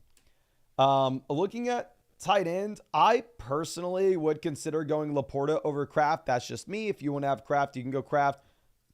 I'd actually be interested to see what the underdog picks are on these guys this week. Like legitimately, because I know this is a situation a lot of people are in. Kraft higher lower 38.5 total yards. Sam Laporta higher lower 40.5. But it looks like Kraft, they have much more likely to score the touchdown, which is interesting. I would probably go Laporta, but if you want to go Kraft, I think it's marginal. It's up to you. And then in that second flex spot, we have no Jefferson to play. We have no White. We have no Brooks. Ladd has a tough matchup. I'd probably go Jalen Tolbert here. I mean, Jalen Tolbert, good matchup against the Detroit Lions where baseline expectation is the Lions obviously are going to be a pass funnel. They are not going to let you run the ball against them.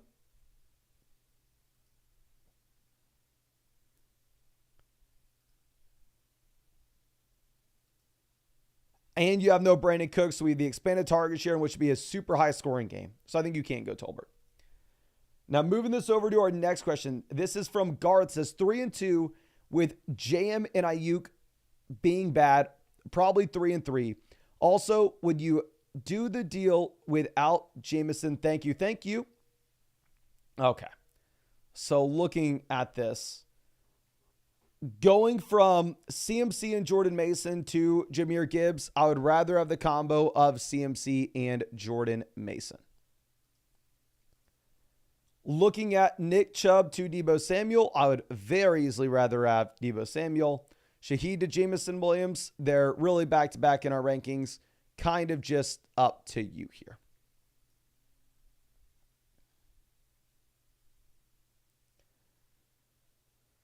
So looking at this, this is a really tough trade to break down.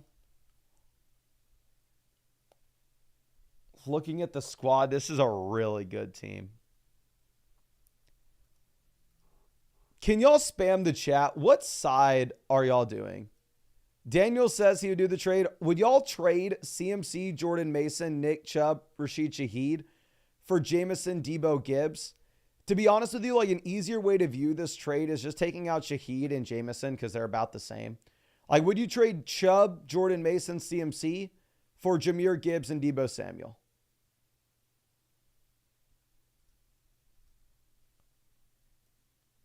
Please let me know. We got CMC side easily. The right side, the right side, the right side, the left side. So 2 CMC sides, 1 vote for the Gibbs side. Now it's tied 3-3. 1 vote for CMC side, 1 vote for Gibbs side, 1 vote for CMC side. 1 vote for Gibbs side. This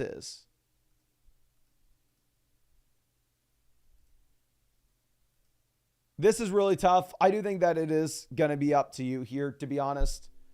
I wish I had a super confident take with it. Maybe the thing is Chubb's coming back next week. Obviously, expectation's not that Nick Chubb's an RB1 in fantasy. Expectation is that Nick Chubb's a low-end RB2 with upside.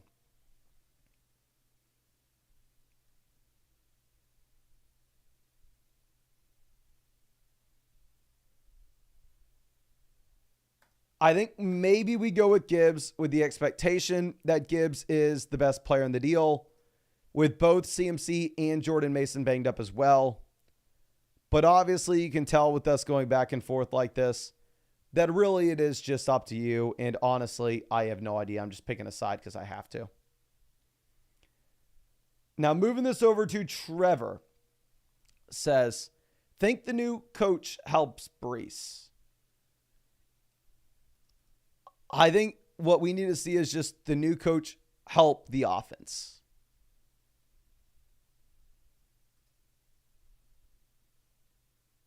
And it can possibly do it. I don't have a ton of hope. We're hoping that the Jets are just more into it, and this is a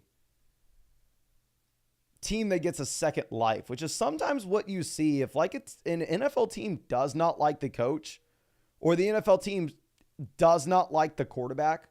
Just making a change in general will like kind of breathe life into the situation. Like you see it literally time and time again. Go look at the Raiders coach getting fired last year. Go look at Bryce Young getting benched for Andy Dalton.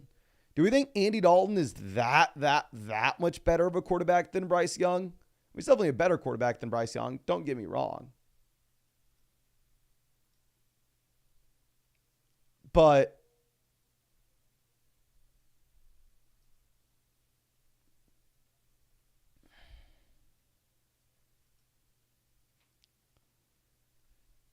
I don't know. I think that just getting a change in the situation in these like spots that are the team's just floundering is typically a good thing. So I think it probably helps Brees a bit. I don't want to overstate it. And we're going to go James Conner there at RB2. And then for the flex, we will go Bucky Irving over T. Higgins. I think Bucky Irving is just going to be a must-start guy. Must-start guy. Okay. Now, let me move this over to our next question from Trevor. Second team, down bad with injuries. No Rice, no Puka now. Yeah, no Rice, no Nico, no Puka. Here we still have great receivers. We're going to go ahead. We're going to take Deontay Johnson with the guaranteed targets. You've actually had a bump with the projection from sportsbooks with the Panthers offense this week. We're going to go Laporta. You can go Kraft if you really want to. Quarterback 2, we'll go Cousins over Fields this week against Carolina. We'll play Devonta Smith in one flex spot. We're going to go ahead and we're going to put Bucky Irving in the other flex spot. We're going to play Smith and Bucky over T. Higgins, even with the Higgins blow up last week. I think possibly we can expect that the Cincinnati Bengals are able to run the ball a little bit more this week. Now, John says, not sure about Olave with Rattler starting. Appreciate all the work you put in for us. Much love, my friend. And I completely agree. I think I would actually move off of Olave with Rattler starting as well. I'd rather put in Brian Thomas. And then going down to the flex, I think you have to start Chuba Hubbard with no Jonathan Brooks, or Chuba Hubbard's just going to continue to get that 3-down workload. Now, John coming out with a start-sit question says, you're the only channel I watch for fantasy football. There's some great channels out there, but I really appreciate that. Says, this league is a non-PPR. Great thing to know. Please, for the love of God, if y'all are submitting a team that's a non-PPR format, let me know. Because every time I look at a league, I assume that is a full PPR format unless I am told otherwise. Now, anyway, looking at what we are going to do in the flex spot, in a non-PPR format, typically, we are going to be looking at the bump with the expectations you should have for running backs in your flex spot. We have no Taylor. We have no Tyreek. We have no Ramondre. So this sucks. We have to go Jalen Tolbert. To be honest, based off the offense that Jalen Tolbert's playing in, I think he has a little more touchdown upside than Christian Kirk does. Especially Kirk having a tough matchup and Evan Ingram coming into Jacksonville, possibly taking a little bit more.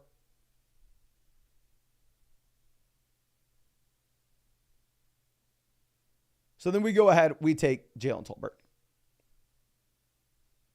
Okay. Now, one a sandwich coming out. Happy to see you again. This is a start sit where it looks like we did not. Again, I think I said this before with you, my guy. I'll definitely reiterate if I didn't. If you were going through and if you're wanting like me to submit a starting lineup with 2 wide receivers and 1 flex, just go ahead and leave a couple empty slots like this. Like, leave 2 empty wide receiver slots and then all the wide receivers you want put underneath, and we can go ahead and I can actually fill this out for you. I'm going to assume that you need 2 wide receivers and 1 flex, as that's what most formats are. Here we're going to go Chris Godwin and Deontay Johnson at wide receiver. Running back, we're going to be going with Bijan Robinson and Alvin Kamara. And then, yeah, for the flex spot, we will have Joe Mixon. Okay. Now, Swift Smith coming out with a start set. Says, appreciate the help, my guy. Start Wan'Dale or Olave for wide receiver 3. And then start Mixon or Tracy in the flex. The Wan'Dale versus Olave question is really tough. But if you actually look at the implied team totals right now, sportsbooks are saying that we should expect that you end up getting 3 to 4 more points in this New York Giants offense than what you have with the New Orleans Saints offense this week. It's obviously a great matchup for Wan'Dale Robinson. So I actually do probably start Wan'Dale. And then for the flex spot, I think it's a no-brainer. You have to go Joe Mixon. Joe Mixon's in a better offense. Not only is Mixon in a better offense, but he's just a significantly better running back than Tracy is. Like, I am way less excited about starting Tyrone Tracy than I would be somebody like Bucky Irving. I'm not really buying into Tracy just being like a must-start option.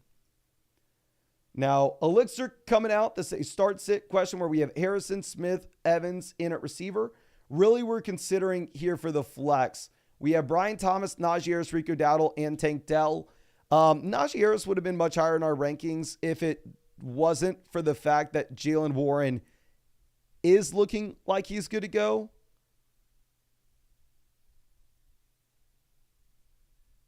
So if Jalen Warren is good here, then at that point, I think you have to go through. I think you have to pivot over to Brian Thomas, where obviously Najee's been super inefficient. And not only has Najee been inefficient, but at the same time, I mean, he's now not going to be guaranteed the volume.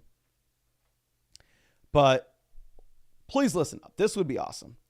We are about 60 subscribers away from hitting 250,000. I am 99% sure that everybody watching this is already subscribed. But if y'all could go down and hit the like button for us and maybe get us recommended to a couple people that aren't subscribed, that'd be awesome. So please hit that like button if you have not done so already. Okay. Let's move this over to our next question. This next one coming out from Kamachode, something like that. Hopefully Kamachode, something like that. I don't know. I'm very sorry. Just need help deciding the flex spot. Scared of Mike Evans against New Orleans. Yeah, if you look at Evans against New Orleans historically, obviously Lattimore has shut him down. It has been something that you want to lower expectations down with. Now, of course, the question is, this is Camacho. Okay, Camacho. Thank you for letting me know. But anyway, if you're looking at, say, Zach Moss as the pivot option, I don't know if Moss is a high enough floor ceiling player to avoid Evans in this matchup.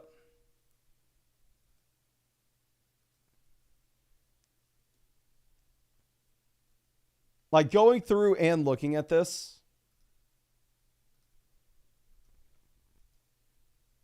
right now, Moss is higher, lower, 62.5 receiving. Total yards. Evans is higher, lower, 54.5 receiving yards. Evans 1.24x to score a touchdown. Moss 1.1x. So honestly, maybe Moss is the better play. If you're scared of Evans, I think it's close enough where you can pivot over to Zach Moss. If you didn't have Zach Moss on this team, there's no way you pivot over to someone like Rome Odunze. You just play Mike Evans. But yeah, it's not the easiest spot. Mason says, I can't see your rankings on flockfantasy.com. It says they're locked. So yeah, that probably means you don't have a paid account. So the free rankings on flockfantasy.com is you can see the free expert rankings. Like here, the expert rankings are an average of all the different creators that we have on the sites. where if you want to see my rankings, if you have a paid account, then you can hit Mason Dodd. But the free account, the individual creator rankings will be behind a paywall. But yeah, you can use like the averages of everybody for free pretty much everywhere across the site. You can use that for free over there on the trade calculator. Same thing. You can use that for free over there on the My Teams page as well. But if you wanted to look at like a specific creator's rankings, those are behind the paywall, so we can we can compensate the creators that are on the site, of course, providing a bunch of value and a bunch of content for everybody. Okay. Now, moving this over to our next question. This one's going to be a Cowboy one. This is flex Chase Brown or Michael Pittman. All right, let's go ahead and let's look at this. So it looks like we don't have the possible swap here. So if you are looking at Chase Brown, last week the usage was very, I don't want to say deceitful, but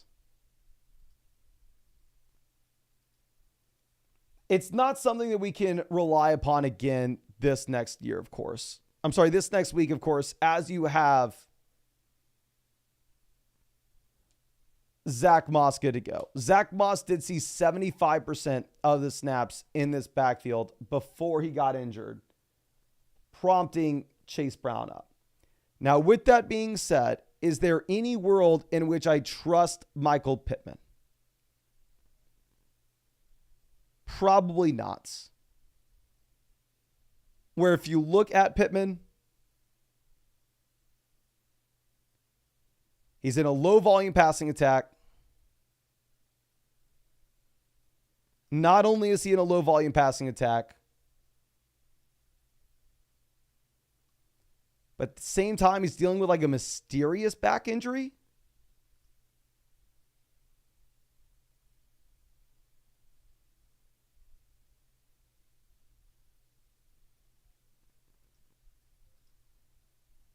So I don't know. I personally go ahead. I take Chase Brown.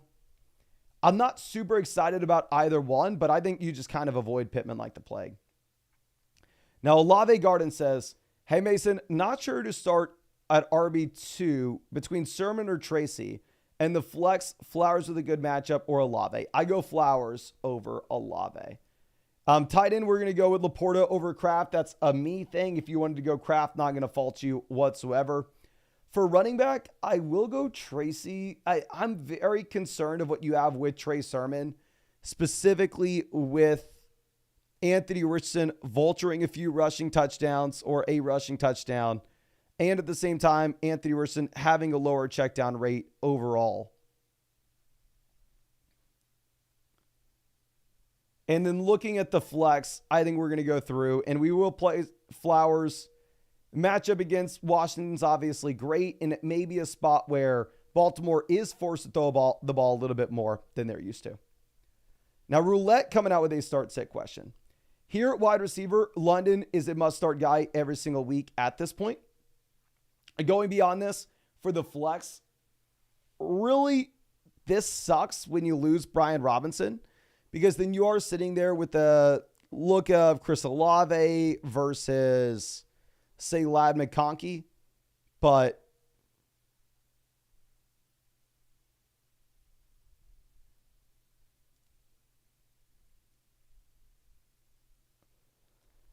I think we go Olave here. I want to avoid Olave most spots that we can, even if I think he's a very talented receiver. I think this is going to be a low volume passing attack with Spencer Rattler. However, if you look at the passing projections that you have with Justin Herbert, they're even worse. Like right now, Justin Herbert's higher, lower, 183 passing yards. Past 3 weeks, he has not hit this a single time. And it's a horrible matchup. Whereas if you were looking at what you have with the Saints, Spencer Rattler is actually supposed to have more passing yards than Herbert this week. I think you go with Olave. Now, Lieb's coming out with a start-sit question. Here it says, a Bucky Irving's available on my waiver wire. Should we drop Chase Brown for him? Probably, yeah. At this point, you should. Wide receiver, we're going to go with, between DJ Moore and Marvin Harrison, I'd definitely rather have DJ Moore rest of season. I'm sorry, Marvin Harrison rest of season. But the thing is, this week, DJ Moore's probably in the better spot from a game environment perspective against the Jacksonville Jaguars. I probably go DJ Moore here. Also, you could look at the underdog picks too. One thing is, while we really like Harrison as a wide receiver one rest of season, he projects right now higher, lower 54.5 receiving yards on underdog. Whereas you look at DJ Moore at 66.5, higher, lower. And then going over to running back, it looks like we already made the pivot. We already got Bucky Irving. And we go David Montgomery here with one of the running back slots. I think we go James Cook with the other. And then you go Bucky Irving over Harrison and Dobbins down in the flex. I think you have to play the 3-down running backs. Okay. Now going over to Jake is Soccer with one of those free underdog team reviews. Really appreciate you and going to be excited to check this out. This is the team name Rip Tua. Right now, we are the second team in the league analyzer. There's a grouping of 3 teams here at the very top.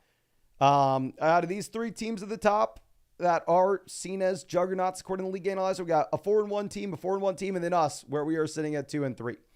This is a league where there are great options on the waiver wire. So that combined with the fact it's a 10-team league where you only start 2 wide receivers and 1 flex, we definitely want to go through and we want to make 2-for-1 deals where possible to get improvements inside the starting lineup. That way we can just pick up cheap free names off the waiver wire with upside, which looks like there are plenty in this league. Quarterback, we are sitting with Joe Burrow. Obviously, Burrow looks like he could potentially lead the NFL in passing touchdowns and passing yards this year. I think you should be super excited about him. Going over to running back, we have Cook, Gibbs, Jacobs, potentially 3 RB1s here. If not at minimum, a single RB1 and a couple RB2s.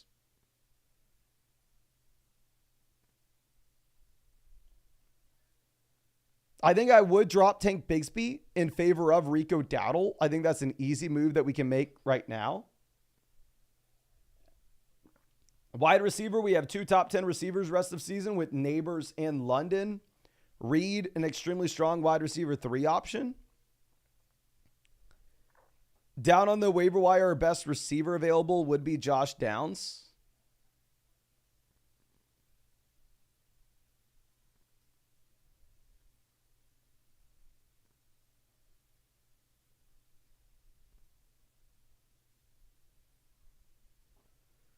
And then going over to tight end, we have Kelsey. We have to play Zach Ertz this week. Do we have a different tight end we could potentially play this week? I'd probably drop Zach Ertz. I'd probably rather play Cole Kmet or Dalton Schultz with no Nico Collins. And then obviously after that, we're going to go ahead. We're going to drop whatever tight end that we picked up.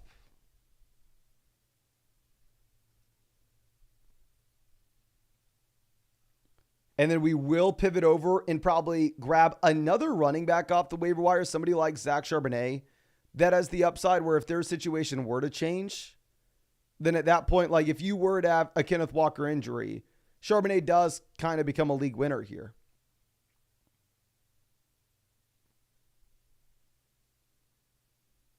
I think that's the move that you're probably looking to make. Is let's 1 drop Ertz, let's pick up Schultz, play him this week. 2 after this week, cut Schultz, pick up a running back that we like. Because I think right now we cut Bigsby, we pick up Dowdle. And then after the week, we go ahead and we cut the backup tight end, we pick up Charbonnet. One thing you could look to do is if you could pivot over if it's a 4-point passing touchdown format and sell one of the depth receivers. Sell a wide receiver like Jamison Williams with Joe Burrow to pivot over to a quarterback with a little more rushing upside. Maybe to go ahead and get a quarterback in the range of Jalen Hurts. I think that would be an absolute no-brainer. especially in a league where you only start 2 wide receivers and 1 flex, and you could reasonably pick up a free option off the waiver wire that we like at receiver, such as Josh Downs or DeAndre Hopkins, I think we would do that as well. But yeah, overall, it's definitely a really good team that you don't have to do much with. We had the annoying injury with Malik Neighbors. Kelsey was a bum at the beginning of the year, but looks like he'll be much better in the long term. I think this team will already be really good in the long term, but those are some small adjustments I would make. Now, GX Ghost coming out with our next question. And also, let me remind y'all, of course, if y'all wanted one of those free team reviews over there on flockfantasy.com, you can go to Underdog Fantasy with the link in the live chats. And if you use promo code FLOCK, you will get a 50% deposit bonus up to $1,000. Plus, at the same time, you will actually be getting a free Joe Burrow pick for tomorrow night. More than less than half a total yard. And on top of that, you'll be getting that free team review through the live stream that we are doing every single night on on this channel through flockfantasy.com. Just make sure you set up an account on flockfantasy.com with the same email address as your account on Underdog Fantasy, and then go hit that button in the top right corner that says expert advice, and then you can submit a team review for free to me. Now, also, of course, through flockfantasy.com, you can always purchase a team review, trade questions, start sit questions, super message. A team review is just really expensive because of the time that it takes. So I definitely recommend doing the promo, but you could always get a team review, start sit question, or super message as well. Okay. But let's move this over to our next question, which is coming out from GX Ghost. Here it's a start set where wide receiver, we have Leggett, Tucker, Slayton, Olave to choose from. I understand, yes, Slayton was great last week with no Malik Neighbors, but we have seen Darius Slayton for years and years and years with no Malik Neighbors. And what has Slayton been? He's been nothing. Not a player that I'm willing to trust, not a player that I'm relying on. Going over to running back, we are currently sitting with Javonte, Roshan as our main options to choose from. I will go with Javonte. I mean, while Roshan had the rushing touchdowns last week, he didn't have a single target out of the backfield, and the usage itself wasn't great. Now, let's move this over to AJ Ray with a start set question. Here, wide receiver, we have Ayuk, Lamb. Tight ends, is this a league where we have to start 2 tight ends? I'm assuming not. So say if you were wanting to choose between these 2 tight ends, what you would do is you would leave this tight end slot empty, and you would put the 2 players that you were considering underneath, and then I can go ahead, I can click one, and then I can fill it out and send it back to you, my friend. But here between Laporta and Kraft, it is super close. I think that you can't go wrong either way. Personally, I would most likely go Sam Laporta, but I'm also extremely biased when I say that because I have Sam Laporta in a lot of flock leagues, and I took Sam Laporta in round 4. I'm sorry, a lot of underdog leagues, and I took Sam Laporta round 4 of the flock league. Now, moving over to what we have with the running backs, we have Brown, Bijan, Bucky, Tracy. I'm going to be going with Bucky and Bijan at running back, and then, yeah, Devonta Smith down there in the flex. I'm assuming that's what you were wanting to ask. Steven coming out with a start set. Here at wide receiver, we have Wilson St. Brown. Tight end, we have Kraft. Running back, we have James Conner. And then we're going to get James Cook in for the flex spots. We're going to go Brian Thomas and Godwin. And actually, no tough matchup for Thomas. I'd play T. Higgins over Thomas. We're going to be benching Dobbins, Brian Thomas as the 2 guys that, I mean, should be exciting and probably be in most lineups. Okay. Now, let's move this over to our next question. This is a super message from Fletch. Says, where can I find the running back usage pie charts shown in the vids? If you're looking at those that we post on like Sunday night with the recaps, that's from the PFF instant reaction recaps. We reference it multiple times in the videos, and they're also always in the description of the videos that we post as well. Now, White Boy Rick coming out says, Signed up for Underdog with Flock last night and deposited, but didn't receive the voucher yet. So if you signed up after midnight Eastern, so even if you're on like the West Coast, if you signed up after 9 p.m., it's not gonna be in my batch until the 13th, because Underdog recognizes that as a deposit on the 12th. So I get the email address on the 13th. But if you don't get your voucher by tomorrow, please shoot me an email, mason.at flockfantasy.com. Okay. But Sahil coming out with a start set says, hey, Mason, who are we starting at tight end and flex this week? Okay. So let's move this. Tight end, I'm going to go Schultz. I think you can drop Colby Parkinson, to be honest, especially if we come out of the bye and all of a sudden, I mean, assuming this is our redraft league, right? Yeah. We come out of the bye and maybe Kupp is back. I don't think Parkinson's somebody that we can be relying upon. And then going over to the flex spot here, dear God.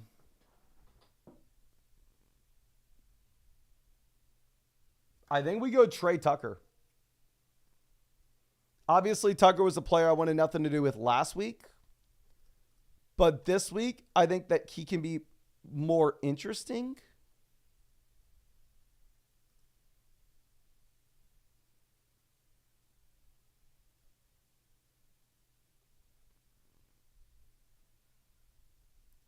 Knowing that not only do you have no Devontae Adams, but you have no Jacoby Myers as well. I don't love it. Obviously, I don't think Trey Tucker is some great player, but you have nobody in this offense in Las Vegas. Chunky Fire says, start Gibson or Tolbert. Would you trade Waddle for Ladd plus Fab? Probably not. I have both guys in the Flock League. I personally, for me, I think that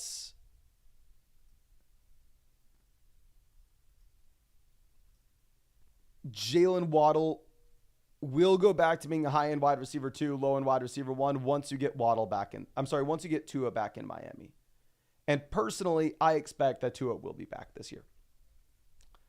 And then between Tolbert or Gibson, I'm definitely going to be going with Antonio Gibson for the flex spot.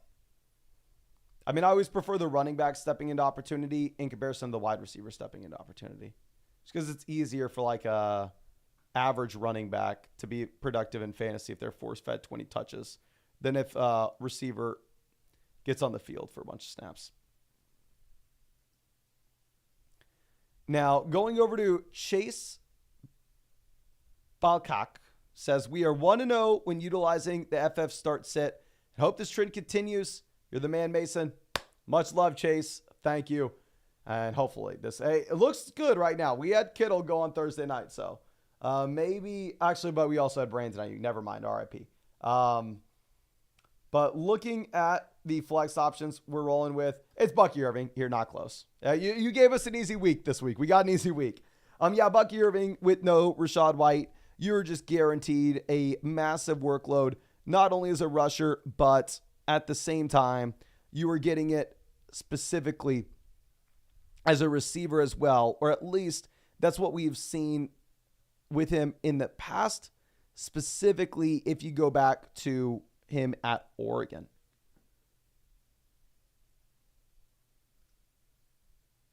Okay. Now, BP Ski coming out. Wide receiver. We have Wicks, Amari, Ladd, Kirk. I do not. Do we really have to freaking start Amari Cooper here? A receiver seeing 10 targets a game just in the worst offense of the NFL. You have an implied team total of 17.5 points. I think you probably have to go with Amari because, the passing volume is going to be garbage. And like Los Angeles as well. Running back, I go Connor over Moss. And then for the flex, we go Zach Moss over Ladd McConkey, Christian Kirk, and Ontavian Wicks.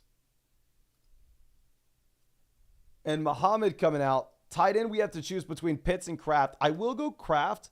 I'm a little concerned that Kraft may take a slight step backwards as we get additional receivers thrown in to this Green Bay Packers offense, just taking a few more random targets. And then running back, I'm for sure going to be going Gibson over Ford. Both the running backs are in garbage offenses. But I mean, Ford only had like 50% of the snaps last week. And obviously Gibson, I think we would project him out for more than that. I mean, maybe I'm wrong here. Maybe we can double check with the underdog picks. But right now they have Gibson higher, lower, 70.5 yards. They have Jerome Ford higher, lower than 60.5. So yeah, I think that you probably go with Gibson. But let me answer some free questions in the live chat. If you have any questions, please drop them in the chat. We'd be happy to try to get to as many as we possibly can. So please drop them in the chat if you got them. One True King says, I swear some people are on the Kraft cocaine. I mean, Kraft's been really exciting. He's had the job all year, and obviously this is one of the best offenses in the NFL. Like, it's easy to see why somebody would get excited about Tucker Kraft. I'm excited about Kraft. I have him as the top 10 tight end rest of the season. In terms of waiver wire tight ends, he is the best option that we've had all year by far, unless I'm forgetting someone, but I don't think I am.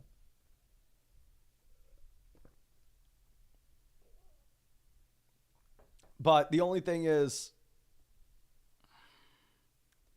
if we get like Romeo Doubs, Christian Watson back in,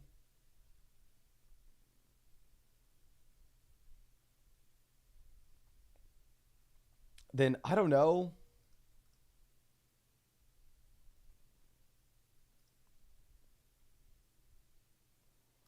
At that point, I think you can expect the targets to come down slightly just because there's so many different receivers here.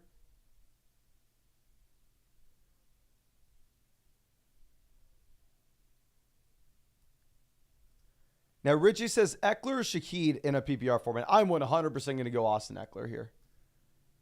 I mean, I don't want to call Ekeler a must-start running back by any means. But, I mean, if you are looking at Austin Ekeler, you have no Brian Robinson, so he should have the vast majority of the targets. I mean, McNichols is definitely going to be involved as well. But still...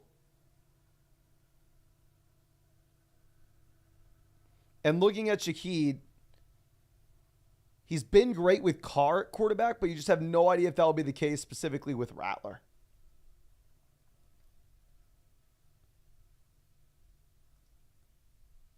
Spency says, do we hold on to Kansas City defense or do we drop it for a waiver pickup? 90% of the time, I would go through and I would drop your defense when they're on the bye. The Chiefs are obviously a unique situation. Let me look at the Chiefs matchups that you have coming out of the bye. The Chiefs play the Niners immediately after, which is gross. But then you get the Raiders, the Bucks, the Broncos, the Bills, the Panthers, the Raiders again, the Chargers, the Browns. So the Chiefs do have some phenomenal matchups in the second half of the year if you are talking about their defense. So, honestly, I think you can probably get away with holding on to him.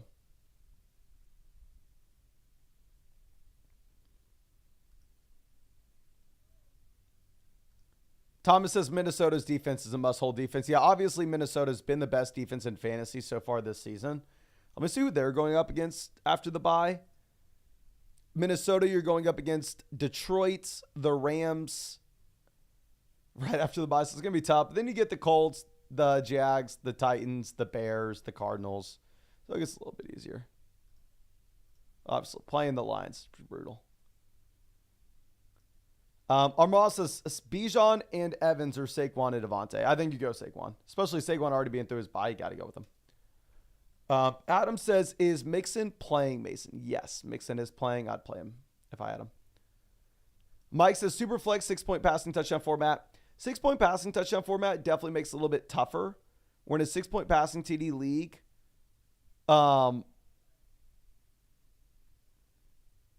Anthony Richardson is less exciting and the rushing upside doesn't matter as much. But even with that being said, I still probably go Richardson over Lawrence. Obviously, Lawrence has been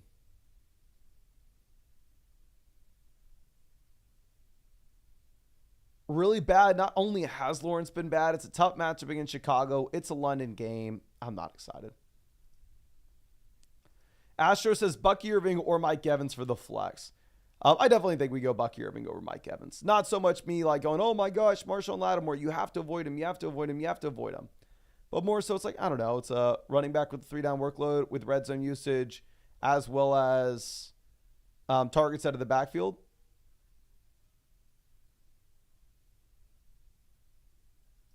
So yeah, I think you go with Bucky. Yeah, Bijan is playing as well, if anybody asked that. Adam says Swift or Pollard. I hope Swift outscores him. I need Swift to do well, but I would rather have Pollard over Swift this week. Sportsbooks currently have, a really high implied team total for the Tennessee Titans. Like, honestly, a surprisingly high team total. But let's move over and let's make sure that we are getting through all the questions on the site, of course.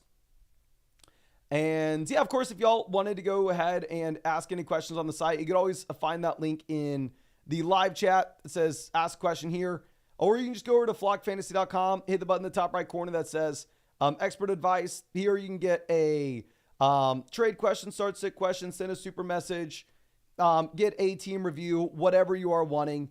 Of course, if you did want that team review, what I would recommend for sure is taking advantage of the promo that we have on Underdog Fantasy, where if you go over to Underdog Fantasy and use promo code FLOCK, you will get a 50% deposit bonus up to $1,000. Plus, at the same time, you'll be getting a free Joe Burrow pick, more than less than half a total yard for the Sunday game. And you'll be getting a free team review in the live stream that we're doing every single night. And you can find that link in the chat. Just make sure after you make that deposit on Underdog Fantasy or before you make the deposit on Underdog Fantasy, it doesn't matter. You just need to make sure you set up an account on flockfantasy.com with the same email address. That way I know who we should get that free team review voucher for. But let's move this back over to what we have with some more of these questions. It looks like we don't have too many more to get through. So if you send in a question, it will definitely be answered within probably the next 30 minutes or so. But Chris says, traded Brees for Montgomery, Bryant Thomas Jr., and Rico Dowdle. We have Henry, Irving, Marv, Terry, Nico. It's a 3-2, 10-team PPR format. Did we lose? 10-team league, yes, you lost. Maybe other people in the chat will tell you no. Obviously, David Montgomery's been better than Brees Hall so far this year. He's been more consistent. But for me,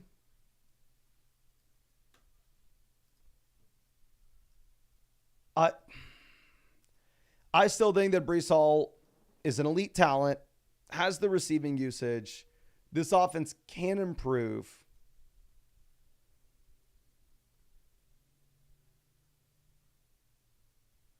So I'd probably rather have Brees, especially in a 10-team league where the depth doesn't matter as much. But Juan coming out with a start set says, start one between Madison, Jaleel, or Justice Hill, assuming Zamir White plays. I go Justice Hill, assuming Zamir White plays. If Zamir White misses, we go with Alexander Madison. The thing with Justice Hill is you may end up seeing the Baltimore Ravens having to throw the ball a little bit more often if this turns into a shootout with Washington. Now, Ginger Baby, always happy to see you. Here, wide receiver. We are going to go through and we are going to be playing, I guess, dear God, Joshua Palmer? No, we're going to go Dontavian Wicks. Even with Romeo Doubs, good to go. We will go with Wicks. Going over to running back, I think you have to play DeAndre Swift in a plus matchup with the volume that he has seen as of late. And then for the flex, I would prefer Dobbins over Tracy, even if the Giants offense should score more points this week. I think Tracy's the better running back. Not only is Tracy the better running back,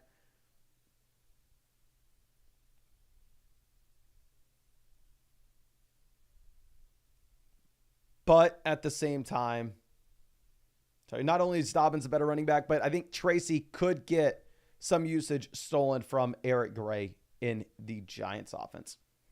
Now, Marshall White coming out with a start sit question. Here, looking at this tight end between Cade Otton and Evan Ingram. Dear God. I probably prefer Ingram, even though we hate the matchup. And I don't like it, I'll tell you that much. And then down in the flex spot, it's Higgins or Trey Sermon is really the question. I think you pretty easily go with Higgins. Not excited about Sermon now that Richardson is the starting quarterback here. And then I think Richardson could steal a rushing touchdown and will have a lower checkdown rate as well. Let's move this over to our next question. This was coming out from Mailer. This is Tyreek versus Brandon Ayuk and Aaron Jones. I'd rather have Tyreek Hill. Like, Tyreek Hill, Brandon Ayuk with no Tua, they're about the same. You put Tua back into this offense, and then at that point, Tyreek Hill's running laps around Brandon Ayuk, and Tyreek Hill's the wide receiver 1 overall in fantasy. This is pretty easily Tyreek Hill in my mind. Now, I'm getting nervous because we may not hit 250,000 subs during this live stream. And I really want to screenshot at 250,000 flat. So if y'all could go down there and hit the like button so we possibly get seen by some new people, would be much appreciated. Okay. But anyway, Respawn coming out. Much love. Says, so I had Rice, which kind of crushed me. Don't know what we can do to improve. I think I need to pray Hall gets better. Also in my league, everyone goes to the playoffs, but top 4 get 1 bye. Okay. So if everybody in your league goes to the playoffs and it's just the top 4 teams get a bye, I'm sorry, but the regular season does not matter. The only thing that we are optimizing for, and thank God you tell me this, the only thing that we are looking for, especially on a team that's 4-1 at this point, or it's probably pretty easy for us to finish inside the top 4, is we need the highest ceiling you can possibly get for weeks 15, 16, 17. That is the number 1 priority. It's not particularly close either.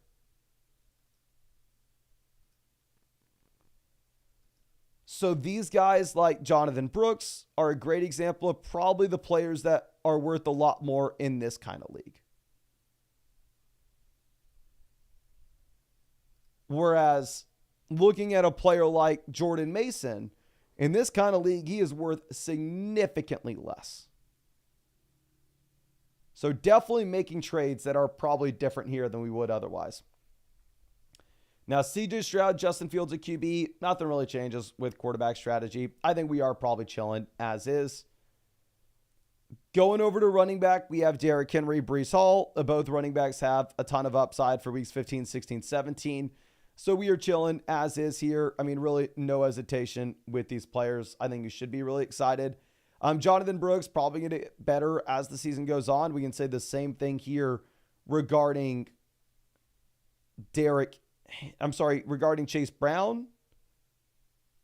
So really no adjustments to make on this front. Going over to wide receiver, we have Wilson, Smith, Higgins, Adams, Juju, Sticky Ricky. It's a 2 wide receiver, 1 flex league. So, I mean, some names that would be very interesting to go after in this league, if we can make 2-for-1 tier up deals, is if you can sell like T. Higgins and Juju Smith-Schuster and go pivot over to Cooper Kupp, I think that would make so much sense.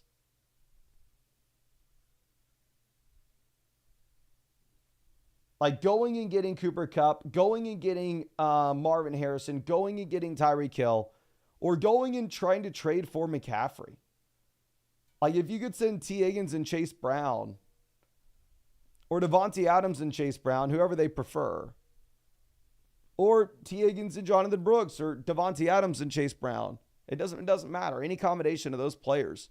and you can go ahead and you can get Christian McCaffrey.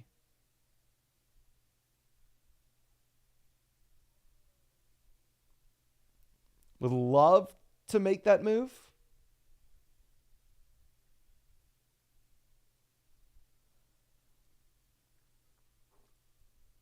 I'm trying to think if there's anything else we would do from a structure perspective. Obviously, it's a great team. It's a 4-1 roster, even including the disappointing Breece Hall games, even including the T. Higgins injury, the Devontae Adams injury. We're still 4-1. There's not much that we can say for this team outside of those moves to pick up CMC, Tyreek Hill, Puka Nacua, Cooper Kupp on the cheap, and optimizing for weeks 15 through 17 if every team in your league's making the playoffs and we look like we're in a pretty good shot to get the bye week anyway. I think that's what we would look to do on this format. But obviously, going down here to the waiver wire, there's like nobody I need to say. Obviously, if Ricky Sticky is not on our IR, then at that point, we go ahead and we cut him and we pick up either David Njoku or Christian Watson. But I'm assuming he is on the IR, so he's not taking a roster spot here. Now, let's move this over to D. Daly's start set question. Tight end, I'd probably go Kraft over Kincaid this week. Rest of season, I kind of want to give Kincaid the benefit of the doubt. But we go Kraft, running back. Here we're definitely going to go Bucky Irving with Kyron and CMC outs. Down in the flex spots, get the guaranteed volume with Deontay Johnson. I think Brian Thomas is a locked and loaded play, regardless of this being a tough matchup.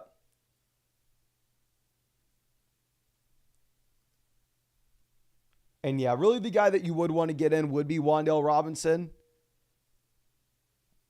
But I'm probably not starting Wan'Dale over either Deontay Johnson or Brian Thomas.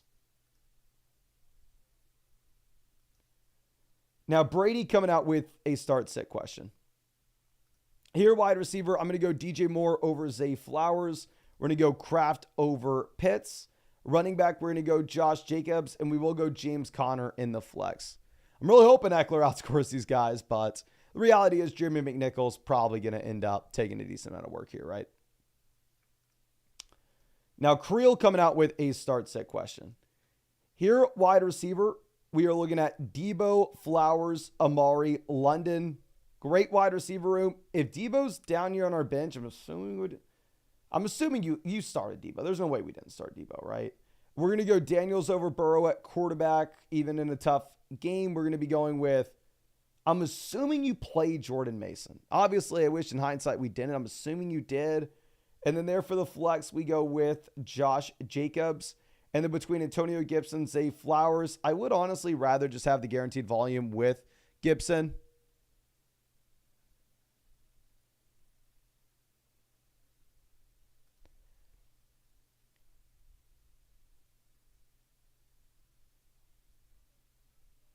I mean, if you are looking at Gibson, you just have the guaranteed 15 plus touches with usage as a receiver. Whereas Zay Flowers, there's the chance that you end up getting Baltimore with a lead early, and then all of a sudden they are not needing to go through and throw the ball in the second half, which obviously would be a concern there. Now, White Boy Rick coming out with a team review says, I have a trade on the table versus my matchup after this week. Holland, Kincaid for Nico and Achane. Okay. I would, rest of season, if we're thinking weeks 15 through 17, I'd rather have Nico and Achane. This is Lamar, you serious? Couple different notes we see immediately with the squad. This is a team in which there are going to be extremely strong options down there on the waiver wire. It's a 10-team league where Nick Chubb's currently sitting on waivers.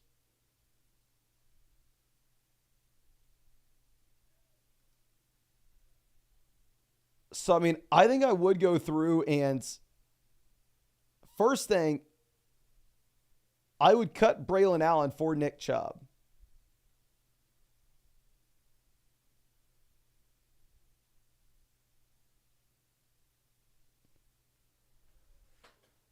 Second thing, 2-for-1 deals will be advantageous. So if we're going through and if we're trading like Brees and Kincaid for Nico Achan, I would almost rather just trade like Brees and Kincaid for like Barkley and then pick up Chubb for free or pick up Keon Coleman for free. Quarterback, we have Lamar, so we're elite. Obviously, don't need to roster another guy. Really nothing to talk about there if we have Lamar Jackson. Going over to running back, we are pretty damn strong here as well. We have Brees, James Cook, Jordan Mason, Jonathan Brooks, Bucky Irving. Now, I will say because we are 2-3, probably don't know if Achan's the guy we want to be going after, as well as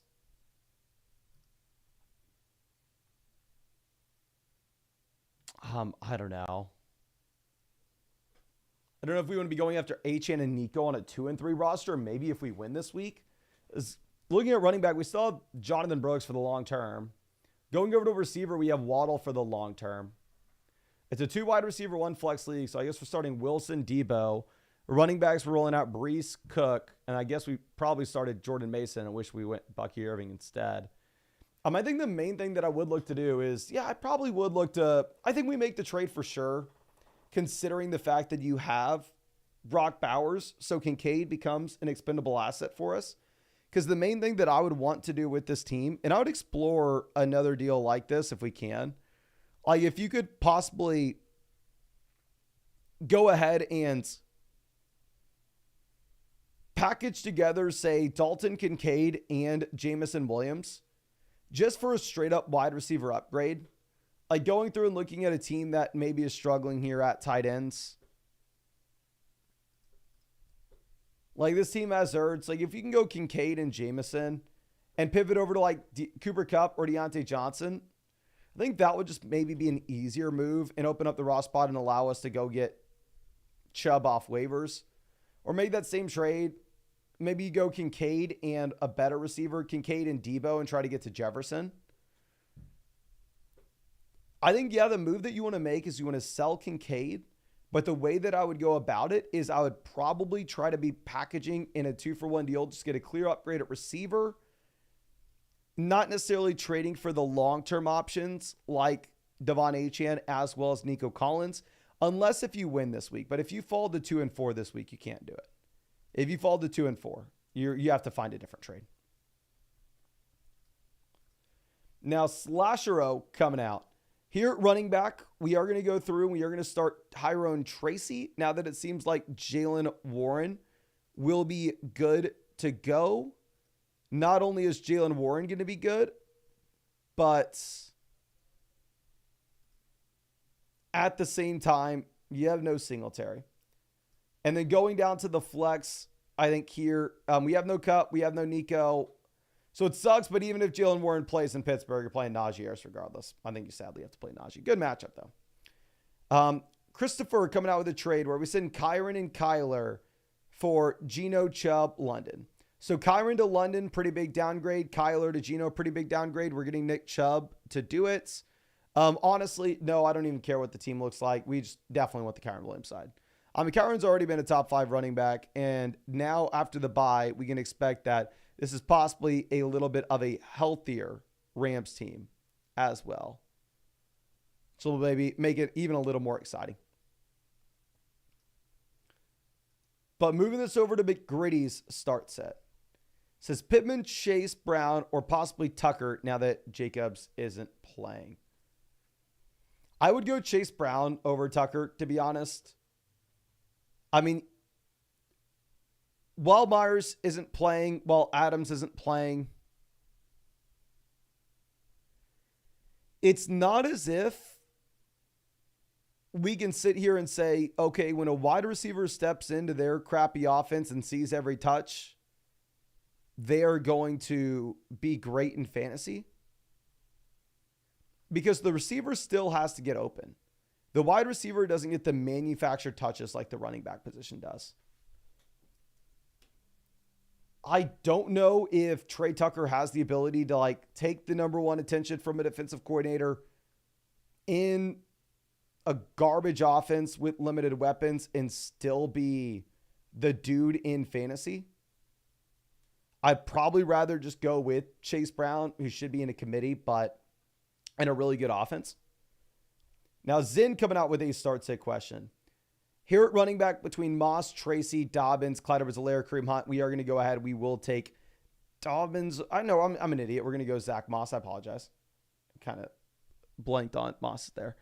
And then between Dobbins, Tracy, they are very close. If you look at my ranks this week, we'll go rankings, week 6. We'll hit sort by Mason Dodd. Apologize. But let's go ahead and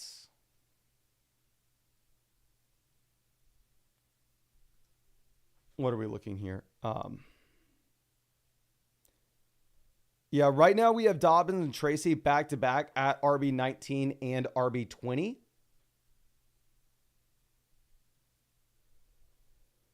It is a tough spot, but I just think that Dobbins is the more talented back, and I think you have to be slightly concerned about Eric Gray having a larger role than he did last week if the Giants are trailing this game to the Bengals. Now, that Morris kid says, RB2 is nasty until Brooks comes back. Do we start Gibson or Tracy this week? Much love, my guy. Much love. I think we are going to go with, I don't know. Looking at the rankings, we have these guys very close. I have Tracy at RB20, Gibson at RB24. Main reason being is just the Giants offense projects to be higher scoring than what you have with the Pats. But wide receiver here, we are rolling out A.J. Brown, Amon-Ra St. Brown as the locks. Tight end, obviously, Tucker Kraft. Your running back, I'm assuming we started Jordan Mason. And then we go Tracy there, RB2, Josh Allen.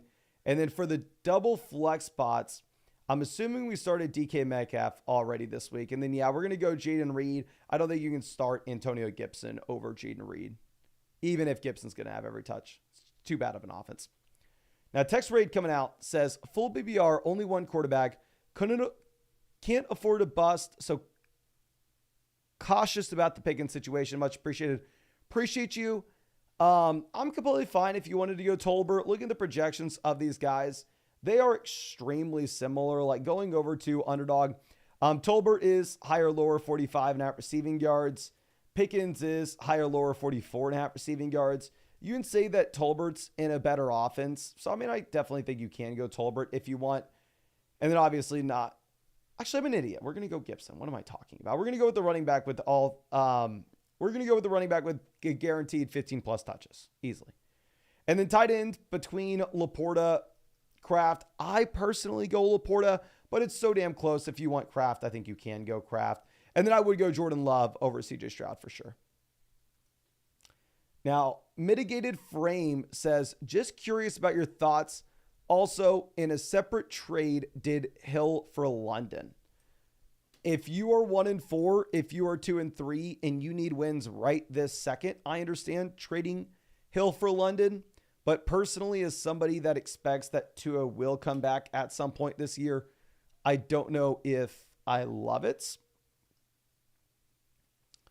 Now, in terms of James Conner versus Jonathan Taylor, I definitely prefer JT. Like, it would be different if we thought that there was a good shot in which you were going to have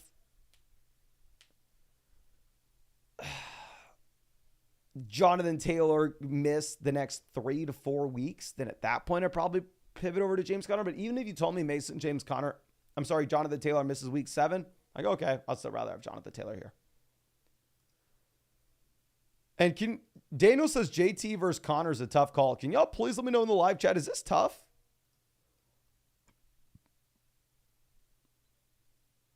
Can y'all please let me know in the live chat, who would you rather have, James Conner versus JT?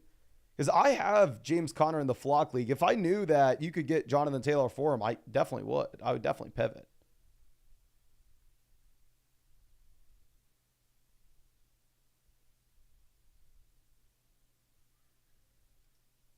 JT, Connor's side. JT. Okay, yeah, I'm with y'all. Just making sure we're on the same page. I thought for a second maybe I had a misreading of the market here. But yeah, no, you definitely want JT. Now moving this over, text raid with a trade question. Says, guy in my 10-team league is ready to sell. This is everything on my bench, IR. We also have Bijan and Barkley. 10-team league, give me Achane and Brees. We'll be able to go to the waiver wire and be able to pick up interesting options. You're getting the two best players in this deal. Obviously, we're giving up all the depth, but I don't care about the depth in a 10-team league. If you're telling me our running back room after this is Saquon Barkley, Bijan Robinson, Breece Hall, and Devon Achane. So yes, we're going to go ahead. We are going to take Achane and Breece. Now, Harvick coming out with a start set question. Happy BR, if Anthony Richardson plays, start him, May, or one of my flex guys. I'm 1-3-1. Let's go ahead. So happy BR for Richardson, play May. Are you for sure go Anthony Richardson? For the love of God, please take a Rich here. Drake May's not startable. You have an implied team total of 15.5 points here in New England. Running back, you go DeAndre Swift plus matchup guaranteed workload. Going over to wide receiver, Evans in a really tough matchup in general. It really comes down to, would you rather have Evans or Terry? For me, I have Evans ranked 27 and Terry ranked 28 in our flex ranks this week. I do think it's up to you between these two players. I personally probably go Evans. Like I said, I have him one spot higher. And then honestly, it doesn't matter. As we go over to the flex, I think you play both receivers anyway. Now, Justin coming out with a start sit question. Here for the flex, Darnell Mooney, Shaheed Leggett, Jalen Warren, or Chase Brown. We are going to go through and take either Darnell Mooney or Chase Brown. With Mooney, you're going up against Carolina. You have such a high implied team total in that offense. I think Mooney is definitely someone that we can start. I don't think we're chasing the points there. I don't think we are. He had 16 targets last week. Going over to our next question, says, looking for my last flex spot, considering Tank Dell, Trey Tucker, Darius Slayton. It's Tank Dell by far, to be honest with you. If you look at Dell in comparison to the other receivers here, we have a large sample of Darius Slayton being nothing. If you take a step back and look at the large sample, it's hard to believe that Trey Tucker is a super exciting play.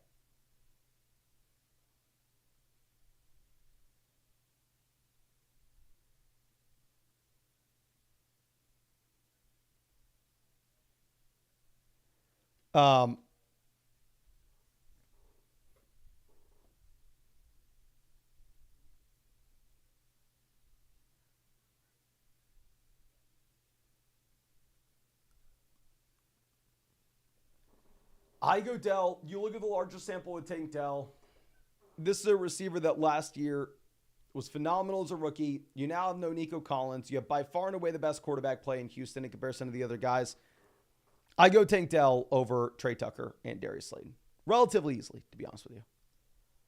Now, Stott coming out with a start set says, need a win desperately. We're 1-4. Need help picking the tight end and the flex spot. So here at tight ends, I go Kraft over Kincaid. I do have them ranked back-to-back, however, this week. And then going over to the flex, no Worthy, no Addison, no Rice. It comes down between Moss, Tracy, Kirk, and Jalen Tolbert.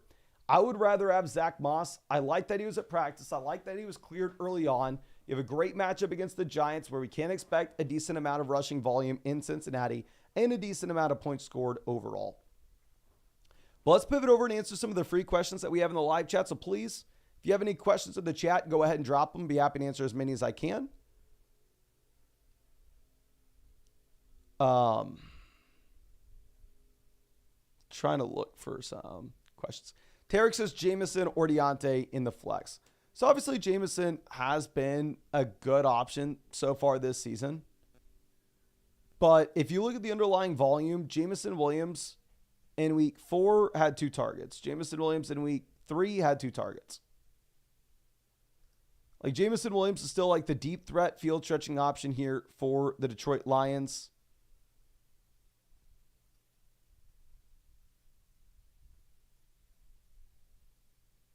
So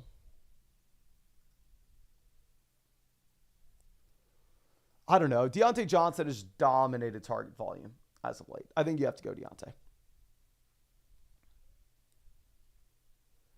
Note says, can I play Tracy as the run back in a Chase Burrow all stack? If it's a regular redraft league, to be honest with you, I don't think it matters. I don't think your bringbacks matter. If it is a DFS tournament, I think it matters the size of the fields. If you're in a super large field contest, I'm not a DFS expert by any means, but I don't know if it's advantageous in a large field contest to have 4 players from a single game.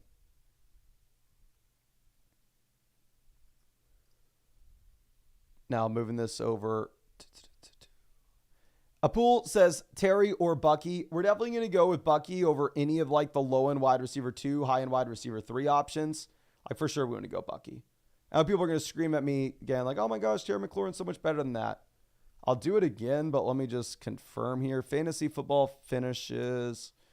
Let's look up fantasy football leaders through the first 5 weeks from a points per game perspective. Wide receiver, full PPR, points per game.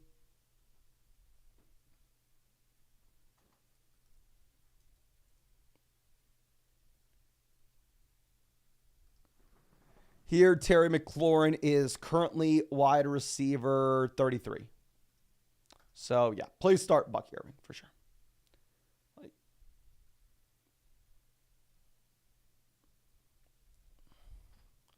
Bucky Irving versus Austin Ekeler. I'm definitely a lot more confident in Bucky Irving than I am Ekeler. Filthy Rich says Stroud or Caleb. I understand the thought process here. Stroud, not a great matchup, not a great game environment. No Nico Collins, not going to rush the ball a ton. I think they're closer than they would be most weeks, obviously.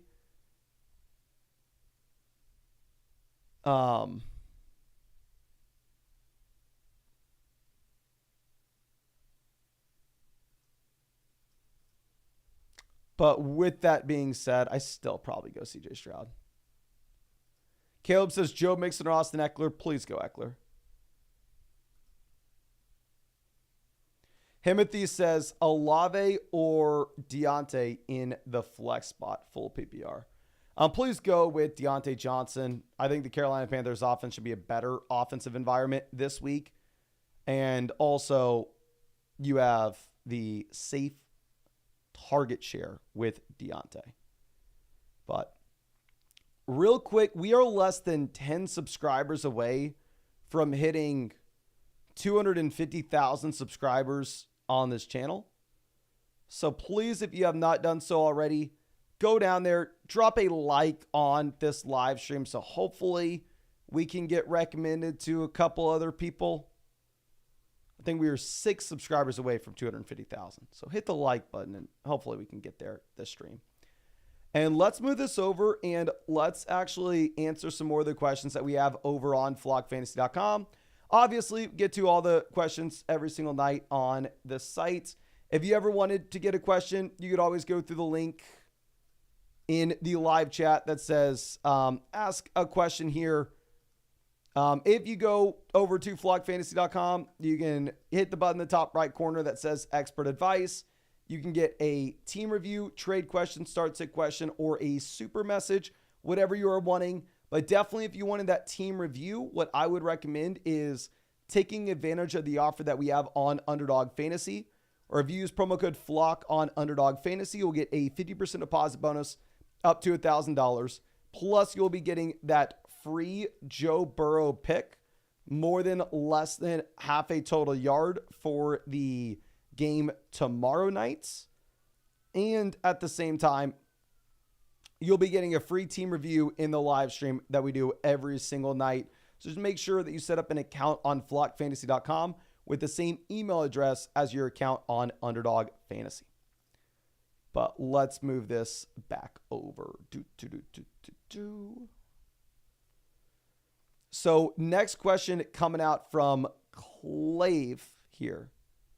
Says, am I giving up too much based off my current roster? Also, the trade would go through after this week. Higgins, Smith versus Kupp, Ferguson. Smith to Kupp, upgrade. Higgins to Ferguson, downgrade. It goes through after this week, so we're a week closer to Kupp coming back in. Tight end, we currently have Pitts. If it goes through after this week, honestly, let's just go ahead. Let's get Kupp and Ferg. Like, Cooper Kupp, especially if you have no Puka Nacua here, could be a top 5 wide receiver fantasy as early as next week, which is when we would get him in. Now, OG DeRose, we're going to skip by the team review for just right now. I'm very sorry. We will get to the team reviews tomorrow morning. I'm going to be live in about 6 hours from now answering all the questions. So I want to be able to have some team reviews that we can look at right away. But OG DeRose says, pick 2, Jaden Reed, Tank Dell, Bryant Thomas Jr. My only locked-in receivers are A.J. Brown. We're going to be going with Jaden Reed and Bryant Thomas Jr., even with Tank Dell being a lot more exciting this week. I don't think you have to start him over the guys that we know are super talented that we've seen over a large sample as well. So we go with Reed and Thomas. Now, Dispatcher coming out says, is it crazy to start Caleb over Josh Allen and Darius Slayton over Garrett Wilson? It is crazy enough to get you locked up in an insane asylum. I probably didn't say that correctly, but I need to get my point across.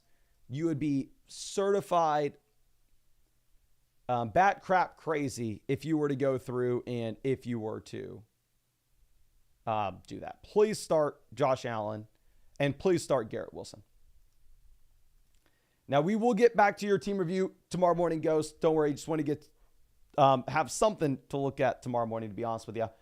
So say Mason, having a hard time picking my last flex spot due to Singletary being out. With Singletary being out, our options are Wicks, Javonte, Slayton, Rome, Singletary, Keon. Yeah, this is tough. I probably go with Dontavian Wicks, just how many points should be scored in Green Bay. I know some people would pivot over to Darius Slayton here, but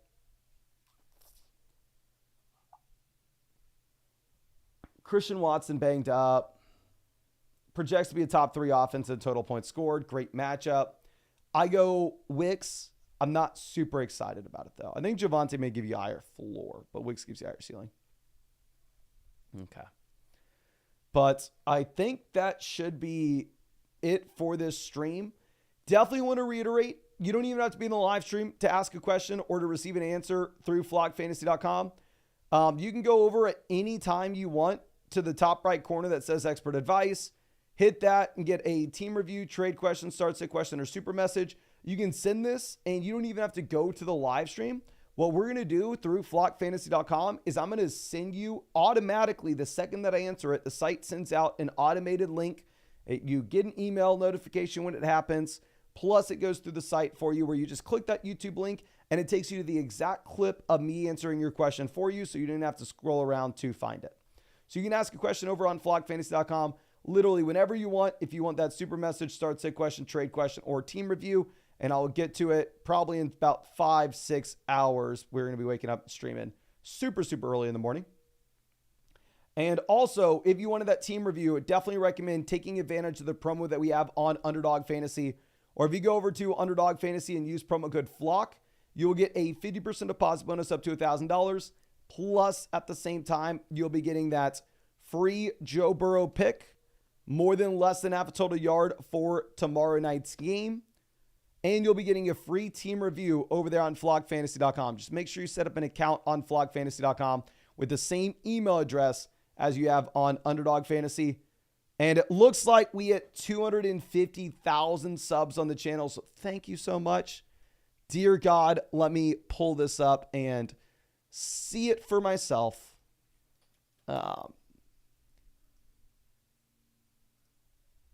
This was my goal for this season, if we could do it.